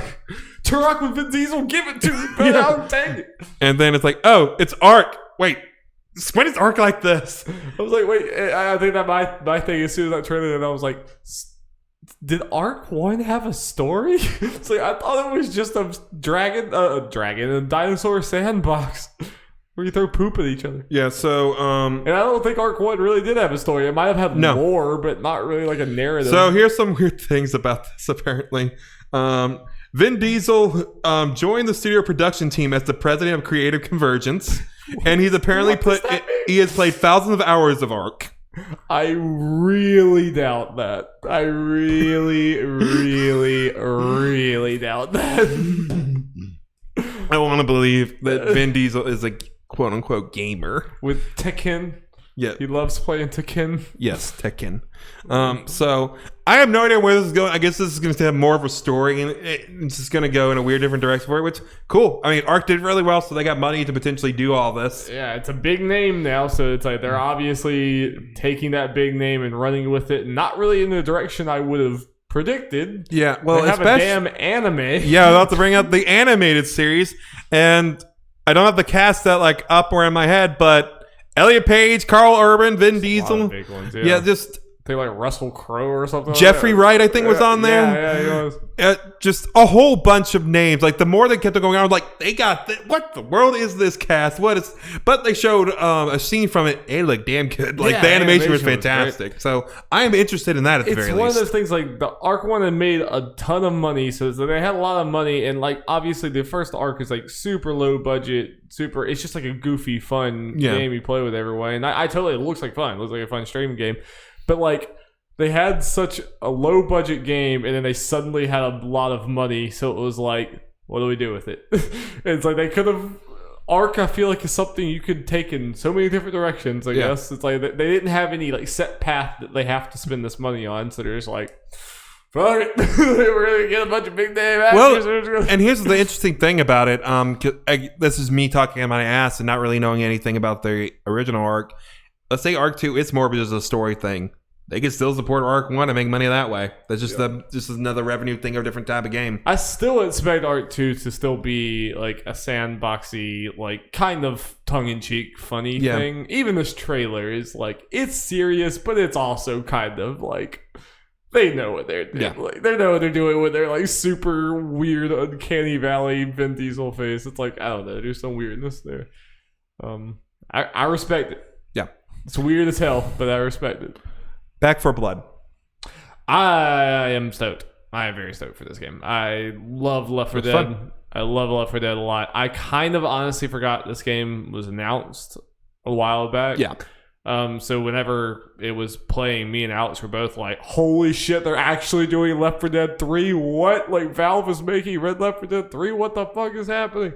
And it was Back 4 Blood, and I was immediately like, oh yeah, okay, fuck it, whatever. It basically is Left 4 Dead 3. I was like, yeah. You know, there was a moment of disappointment, and both me and Alex were like, wait, it's not Left 4 Dead 3? And then like 3 seconds later, we're like, Well, it basically is. So yeah, we're back. Well, yeah, especially with this type of game, like, what does the name matter as long as it plays well? Like they straight up have the 4. They know what they're doing. Well, yeah, I think it's a bunch of Left 4 Dead guys. It is. It is. It's Turtle Rock. Yeah, it's a lot of guys from Turtle Rock at least. It's and Alex knows more. I enjoyed playing Left 4 Dead a lot, but Alex has played a lot more than me. And he was even saying that like extended gameplay thing they were doing. He was like, "Yep, that's like that monster. This is that monster." Like they straight up have like the old monsters in there, pretty much. It's just like, and the biggest compliment I can give them, it doesn't really look like they're overthinking this. They're just making a modern Left 4 Dead. It's not like, oh, but we have to really twist it up to make it our own thing. It's like, nope, people want Left 4 Dead. Valve's not making it. We're going to make it. Yeah, and that's definitely the smart thing to do. Yeah, don't overthink it. Just do what you know and put this out there. Made it a little tiny twist to maybe modernize it a little bit. I don't even have an example for that. I would just approach it the way that you would approach a modern Left 4 Dead. Yeah. Not like our like weird subversion of Left 4 Dead. It's like whatever you would think you would do if you were actually making Left 4 Dead 3. Do that. Well, it is apparently coming June 2021. That's not a long way. I think this would be a blast for like me, you, and Alex to play. I mean, I don't know if you ever really played Left 4 Dead, but like I think I briefly played it, maybe some at your house and maybe some in college. Everyone enjoys Left 4 Dead. Left 4 Dead is just one of those I think I could hand to like any gamer, and like you're gonna have, if you're there with your friends, you're gonna have a good time. I expect this to be kind of one of the, like, if it as good as it looks, be kind of a sleeper hit for this upcoming year, at least from a multiplayer standpoint, and especially a stream standpoint. This is like, sometimes you worry about the spiritual successor games. Sometimes they, just because of the name alone, they can't get the traction, even if they're really good. It's just they don't get the traction that it would have been if it just had the name on it. This is kind of one of those I could actually see catching on to the point you would expect a Left 4 Dead 3 to. Because I could see the word of mouth being like super good on this, and almost in a way that like Apex or some of these like battle royales come up, I could see this becoming like number 1 on Twitch. Oh yeah, like number 1. I could see this. And again, if it's good, you know, obviously there are a bunch of streamers who played Left 4 Dead a good bit that are going to try it out, and again, if it's good, word will get out and people should be playing it. Yes. So. And I think it's I don't know. What do you think? Does Valve just really not give a shit? Does Valve not give a shit that they're about to release Left 4 Dead 3 and probably have a lot of success because they're just making so much money? Valve, I don't know how to read Valve. Because Valve just doesn't do anything. I can see them be like, well, you guys didn't buy Half-Life Alyx, so you guys obviously don't care about games. Well, if they do, there's something wrong with that company. I don't know. I don't know how to read Valve. I also don't know how to read the Callisto Protocol. It is from the creator of Dead Space Glitch. It was pretty easy. Sorry, yeah, go ahead. It will launch in 2022 for just next-gen consoles or current-gen consoles, Xbox Series X, PS5, and PC. Also set in the PUBG universe. I was about to say, it was pretty easy to read it. Like, just cool. It's basically what Back 4 Blood was for Left 4 Dead. That's that for Dead Space. We get new Dead Space because EA won't make it. Hell yeah. The thing that made it weird was that last sentence. I was like, what? Well, the thing is, we knew the studio was, I think, working on multiple games, and at least one of them being in the PUBG universe. That's a deal we already knew about. But then, you know, this stuff, like, we saw this trailer, and we, you know, obviously knew it was the studio. It's like, okay, this obviously isn't the PUBG game. Then they announced later, oh, this is the PUBG-related game. It's like, how? How could you... What? That's just a name thing? This doesn't make any sense. Like, I can't see any conceivable way this is like connected to PUBG in any meaningful way. Like, I struggle to think of an Easter egg unless there's like just a holy frying pan. They all worship it. Their civilization went down. Like, am I wrong on that? Like, I just can't think of any conceivable way this actually connects. I mean, I suppose I can't act like I'm a pro on or even know that much about PUBG lore at all. Yeah. Like, I really know next to nothing. But just tonally, it's just so off. Like, I'm more likely to believe this is in the Fortnite universe because anything can happen in Fortnite. Yeah, you should be like, it's the same universe. This just looks very realistic. But, you know, like, Fortnite actually is that. I don't know, but I don't know if I should, like, hey, Jeff, you tell me, should I be less excited about this because it's in the PUBG universe, or should I just ignore that fact? I legitimately just think, until they say otherwise, that part just doesn't make matter whatsoever. Like, again, I can't even conceive of a way that actually matters unless like this thing is much different than what they're showing us. Maybe they're gonna do like Ark did or whatever. Maybe PUBG's gonna become a super serious, gritty thing. I don't know. Whatever. Well, putting that aside, Dead Space. Hey, I love Dead Space, and I would love to have a good modern Dead Space. And that 100% seems to be everything they're going for here. And it's an ex-Dead Space guy, obviously. And like they even is this the one where the guy said it wants to be the scariest game ever or some shit? Yeah, I think you did. And Dead Space pretty damn scary. Yeah. And it even has like the health bar thing on his neck. Like there's a lot of Dead Space like things in here. Like this is another one me and Alex just thought was a Dead Space coming back until the name. So again, this is another one that I would say don't overthink it. Just make your sci-fi space horror and go for it. It's weird. Dead Space is a weird one. I don't get into very many horror games, but I really like Dead Space. Just something about the sci-fi space, like being on a spaceship. And I just love that Isaac Clarke was just like, he's just an engineer. He's just a dude. He's not like this action hero or whatever. And he's not like, you're not very strong in that game. Like most of the time you find clever ways of getting the fuck away from people. I don't know, it was just a cool game. Isaac Clarke, fun in PlayStation All-Stars. Yes, that too. You would probably enjoy the Dead Space games. You never played them, did you? Nope.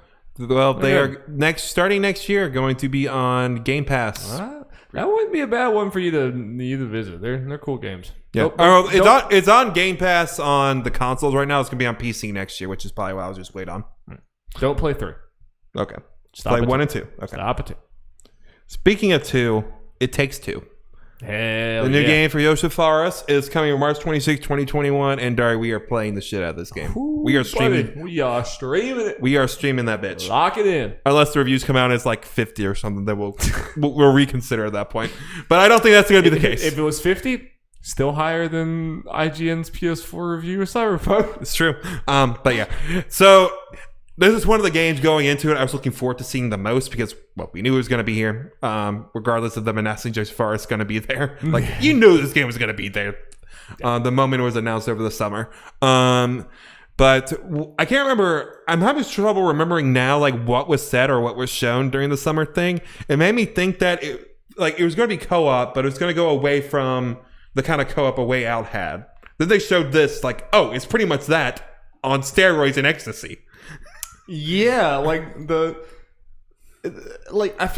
feel like this is like A Way Out, but it feels like there's more thought into the actual gameplay, whereas A Way Out was more about story, but the story is also like kind of even more interesting in this one to me. Yeah. The premise, because the premise is like, isn't it? If I understand it right, it's like a mom and dad are getting divorced, and this is what I heard from, I think it was like one of the Easy Alleys or whatever. Like I think this was outside the trailer. Maybe they talked about this, but like there's a mom and dad are getting divorced, and the kid doesn't want them to, and there's somehow like the kid through some weird magic or whatever, magic book, magic book or whatever, like accidentally puts them into this like magical fairy tale world thing or whatever with this like book of love.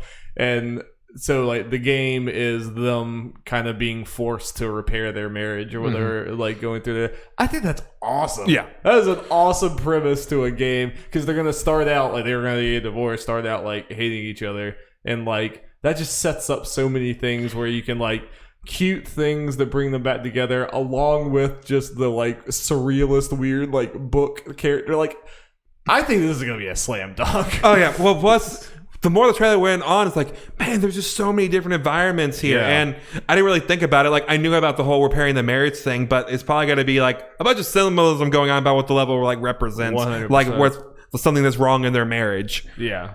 Like, they've set themselves up. You can do so many cool things with this. And like you were saying with the gameplay, there's like so much more different stuff in there than, or crazier stuff than in A Way Out. Yeah, like A Way Out like leaned on a lot of quick time events, stuff like this. Like, this straight up looks like an awesome platformer. And then doing the like, because A Way Out did such a good job of the two people having to work together. Yeah. And like, so I expect this to work that way too. And I feel like the connection is even stronger. Yeah. And since it's a relationship thing that you're building. And what seems to be really cool is, I think in the trailer at some point when the wife does something, the husband's like, man, why do you get all the cool gadgets? So I assume each each one of them gets different abilities / gadgets that you gotta figure out how they work and work in tandem to do puzzles and stuff. That could be interesting, yeah. So yeah, to me this is easily one of the best announcements in this thing. I'm 100% with you.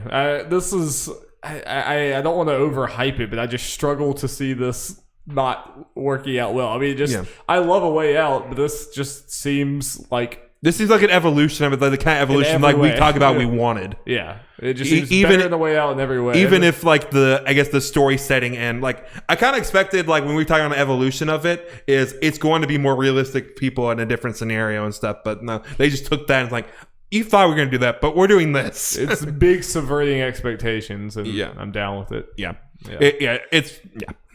I'm so in for this game.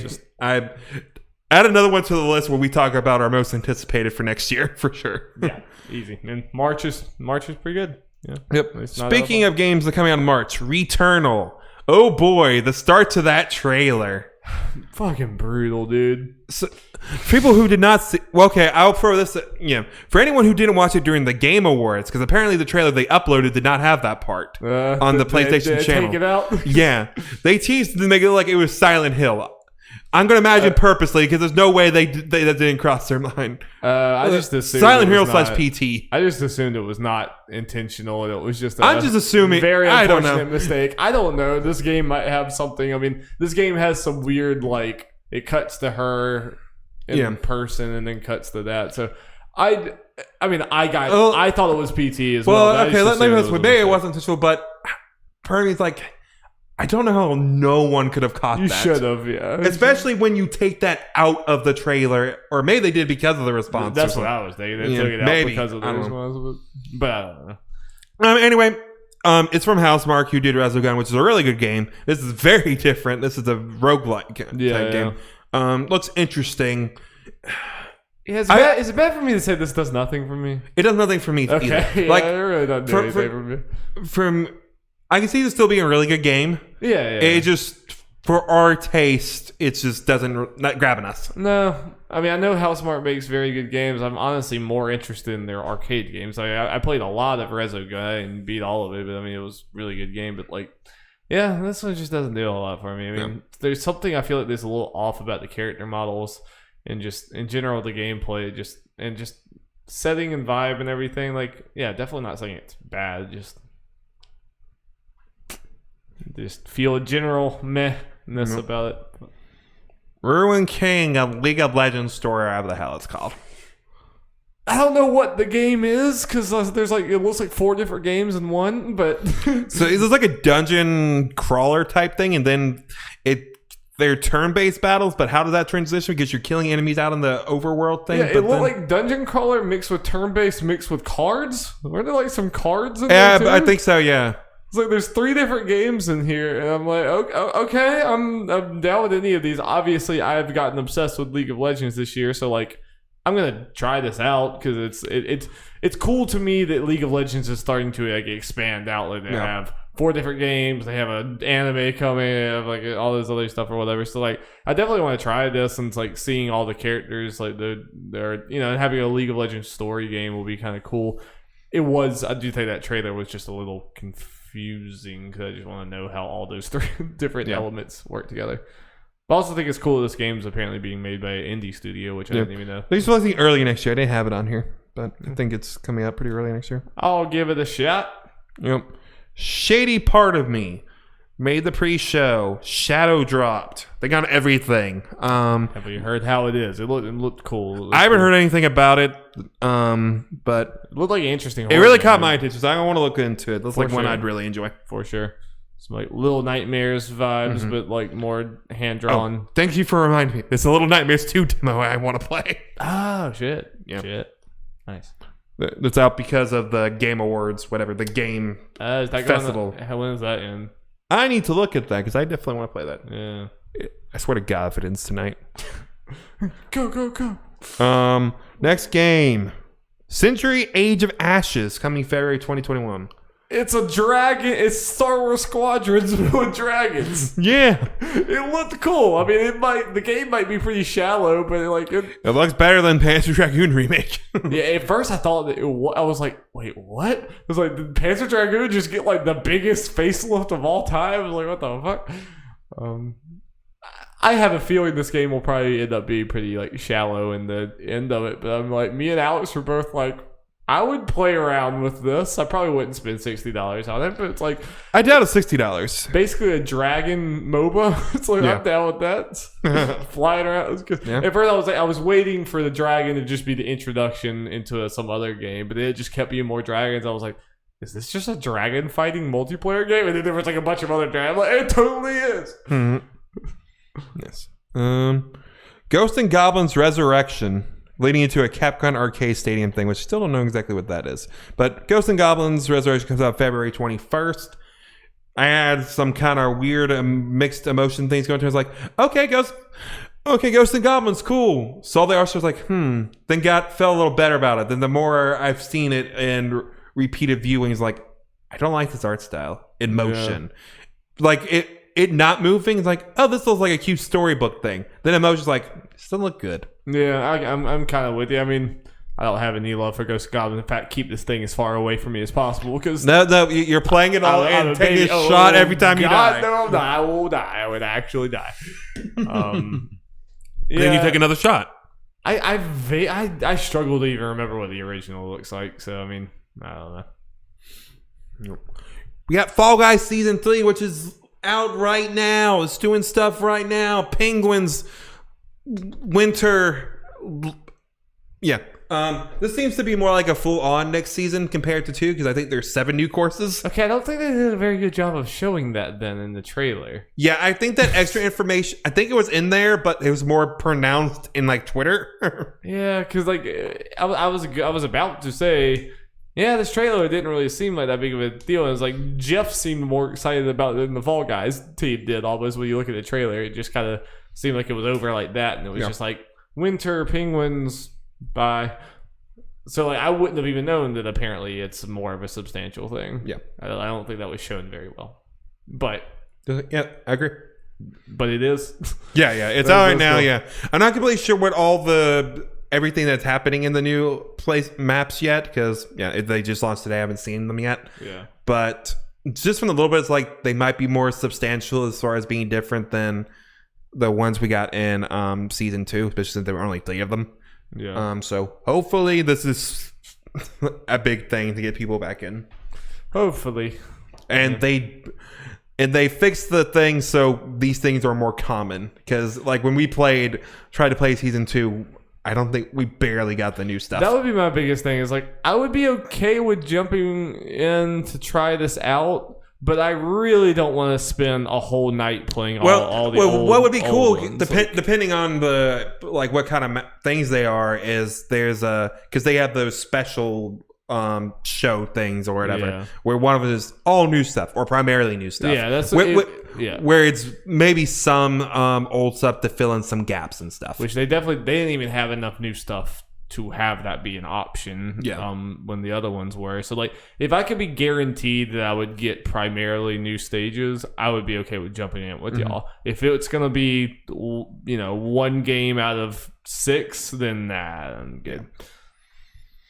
Monster Hunter Rise, baby. Demo coming next month.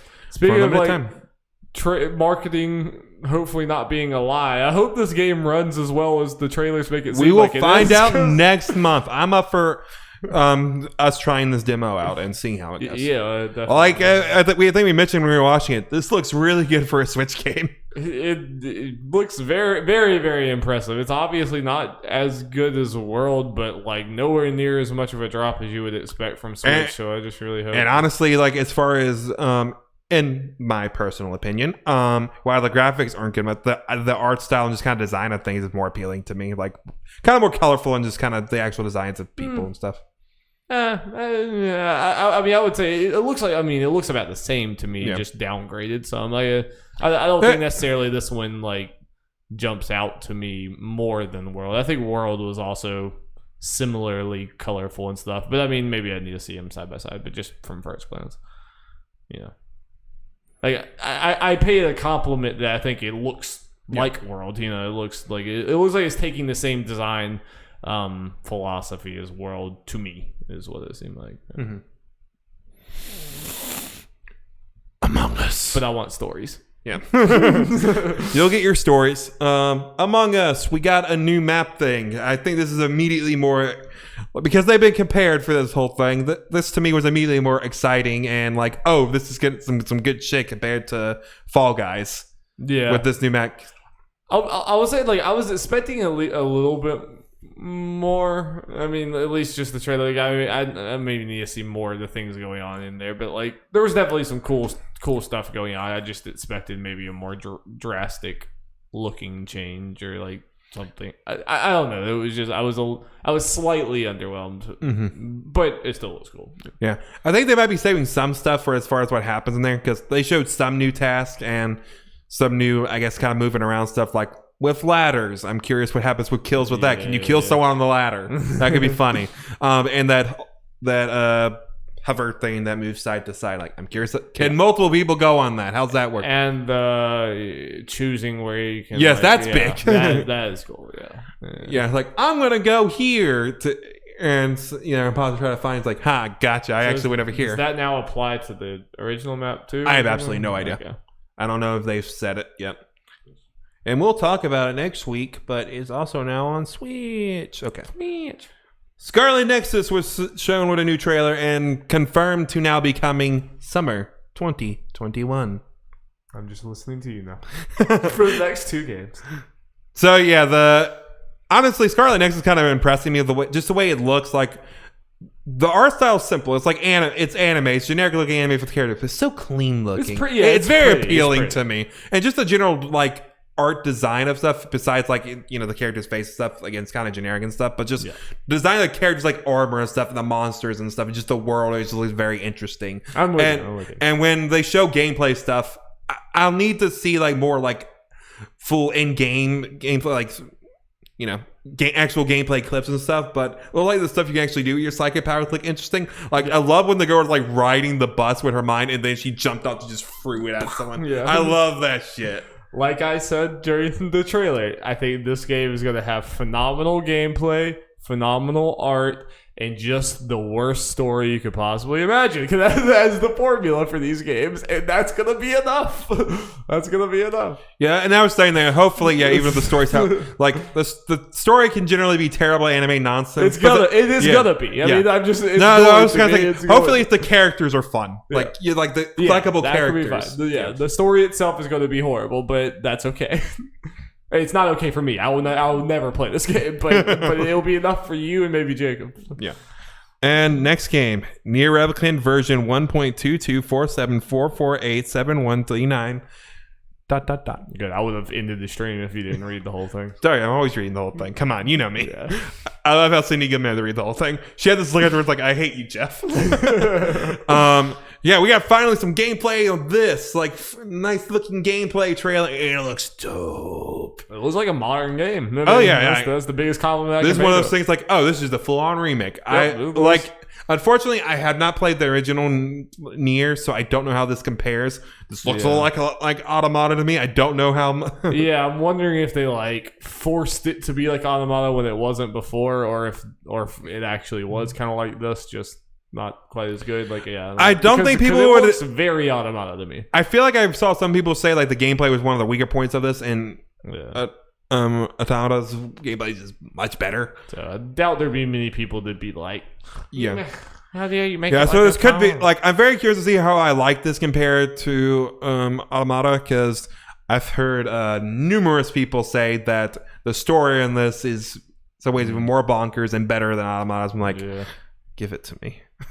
So wait, how is it working with the whole 2 different versions thing? There are no 2 different. The original had 2 different versions. Yeah. This is the original. The character. This is the main character they had in Japan, where I think it's maybe the character is. Wait, Yeah, where the girl you're with, it's your sister in this version, but they didn't think a teenage boy would appeal to Westerners, so they gave us Papa Nier. Yeah. So it was his daughter that you're kind of traveling around. So are they with silent protagonists or something? Because how did this game work with like two very different characters like that? So I don't think it's a silent protagonist. That's one. It's not a silent protagonist from my understanding.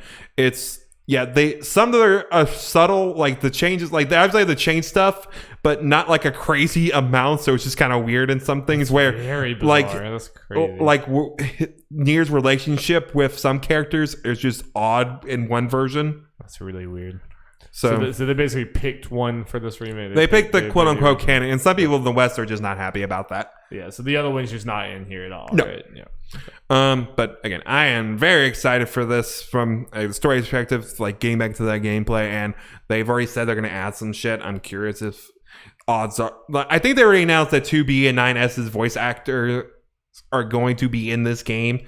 So I'm curious how what the ad will relate to Automata. Do we think 2B is actually going to be in this game now or something? I would not put it past Yokotaro. Yeah. Give me that shit. He's going to Final Fantasy 7 remake, but on steroids. It's going to be the same game up until like... well, yeah. Without getting the spoilers, it's obvious. We know they're in the same world. Automata's just the future. So if Yokotaro actually was like really had a big part of making this remake and wasn't just like he gave his blessing or something, I would be a little surprised if it was just a straight like we remade the story and left everything completely the same. That man's gonna do something. No. Everyone's thinking it's going to be kind of like a Final Fantasy 7 thing. Like maybe more so towards the end, because like with Nier Automata, I think this does have different endings, so you can just add a couple endings and do some weird shit. Something's happening. Yeah, and I'm all here for it. Big skip to me. And final announcement I got in here. We don't have to go over the award winners, Darby. I'm sure you're okay with that, Audible. Yeah. Fortnite. Got some announcements. Master Chief was announced. Kratos the Master Chief in the game. You can have Master Chief hold the Leviathan axe. Yes. You can do that now. And fight Daryl from The Walking Dead. Yeah, Daryl and Michonne were announced. That's crazy. And it is, you get fun screenshots with this where I think it was Barrett from Kind of Funny posting a screenshot for the PS5 home screen where it's just Master Chief front and center on the PS5. Yeah, and I've seen pictures of them like high-fiving in game. Yeah. And everything. It's like... And they have a red versus blue thing going on where there's like a map thing that you can edit and stuff from. Halo. Blood Gulch or whatever is like in the game. They have like a Halo map in Fortnite or whatever that I don't know exactly how it works, but it's in the game somehow. Yeah. So they're like it's like an editor thing you can go in there, mess around with, and people can edit and all that kind of fun stuff. Yeah. I mean, Fortnite continues to be the coolest thing ever that we don't play. It's like, but like again, you can't be cynical about this. I mean, it's so damn cool. It's just the biggest crossover in gaming history probably now at this point. It's just not even gaming, just everything. Yeah. It's culture. Culture. All of pop culture is in this damn game, and I can kill Patrick Mahomes with Kratos. I mean, it's unreal. This game is unreal. I don't play them. Probably never going to. But a kind of funny thing is cool. People, generally speaking, a kind of relaxed reaction to the Walking Dead announcement for two reasons. Well, yeah, it was kind of positioned as an afterthought, which is weird. Well, partly that, and also because we're getting to a point, unless it's like bonkers, like those kind of announcements of Fortnite's like okay, whatever. Yeah. Also because the Walking Dead crossover were fucking everything. There's a bridge constructor Walking Dead game. Yeah, I was about to say they're kind of cheap with their. They're like, yeah, sure, yeah. It's like this whole franchise is like going under. Might as well start selling everything off. Yep. So those are some of the big game awards announcements. Cool. Well, we did cross 2 hours. Yep. We did. About an hour of Cyberpunk, an hour of Game Awards. Perfectly balanced. That's all things should be. Just very quick. Do you think Last of Us Part 2 winning game of the year is warranted? Because I do. I think it's a phenomenal game. I mean, obviously, I would have been very happy for Hades And yeah, that would have been awesome to have an indie game win all that stuff. You would have been over the moon for FF7. Oh yeah, I would have like, yes, right, the truth wins. Yeah, I'd been very happy. But considering the one, I think a lot of people are like, Hades got robbed and everything. I would have been very happy, but like, I kind of hate it because the AAA games always win and stuff like that. But I legitimately do think Last of Us Part 2 is a special game. But you know where did get robbed? Fucking Ori, man. Fucking Ori in like 3 different categories. Fuck this shit. I mean, it shouldn't have won. The correct game won score, but there's whatever it was in. Was it action game? Action adventure? Yeah. Fuck the Oscars. Fucking art style. Ghost of Tsushima? You kidding me? Get the fuck out of here with the shit. Just because you're a fancy photo mode. Get out of here with your shit. Yeah, what the hell? Don't kill us, Dallas and Brent. Oh. Let's system up this. Well, Moses, you might have just got here. Or you got here on Among Us time. But we out. But you can go catch the whole podcast on podcast feeds and all that stuff. So thank you guys so much. We will have our Game Awards betting special results sometime in the next few weeks. I will try to count all the kills and double jumps soon. No rush. That'll just be in the next few weeks. So thank you guys so much. Peace. Bye.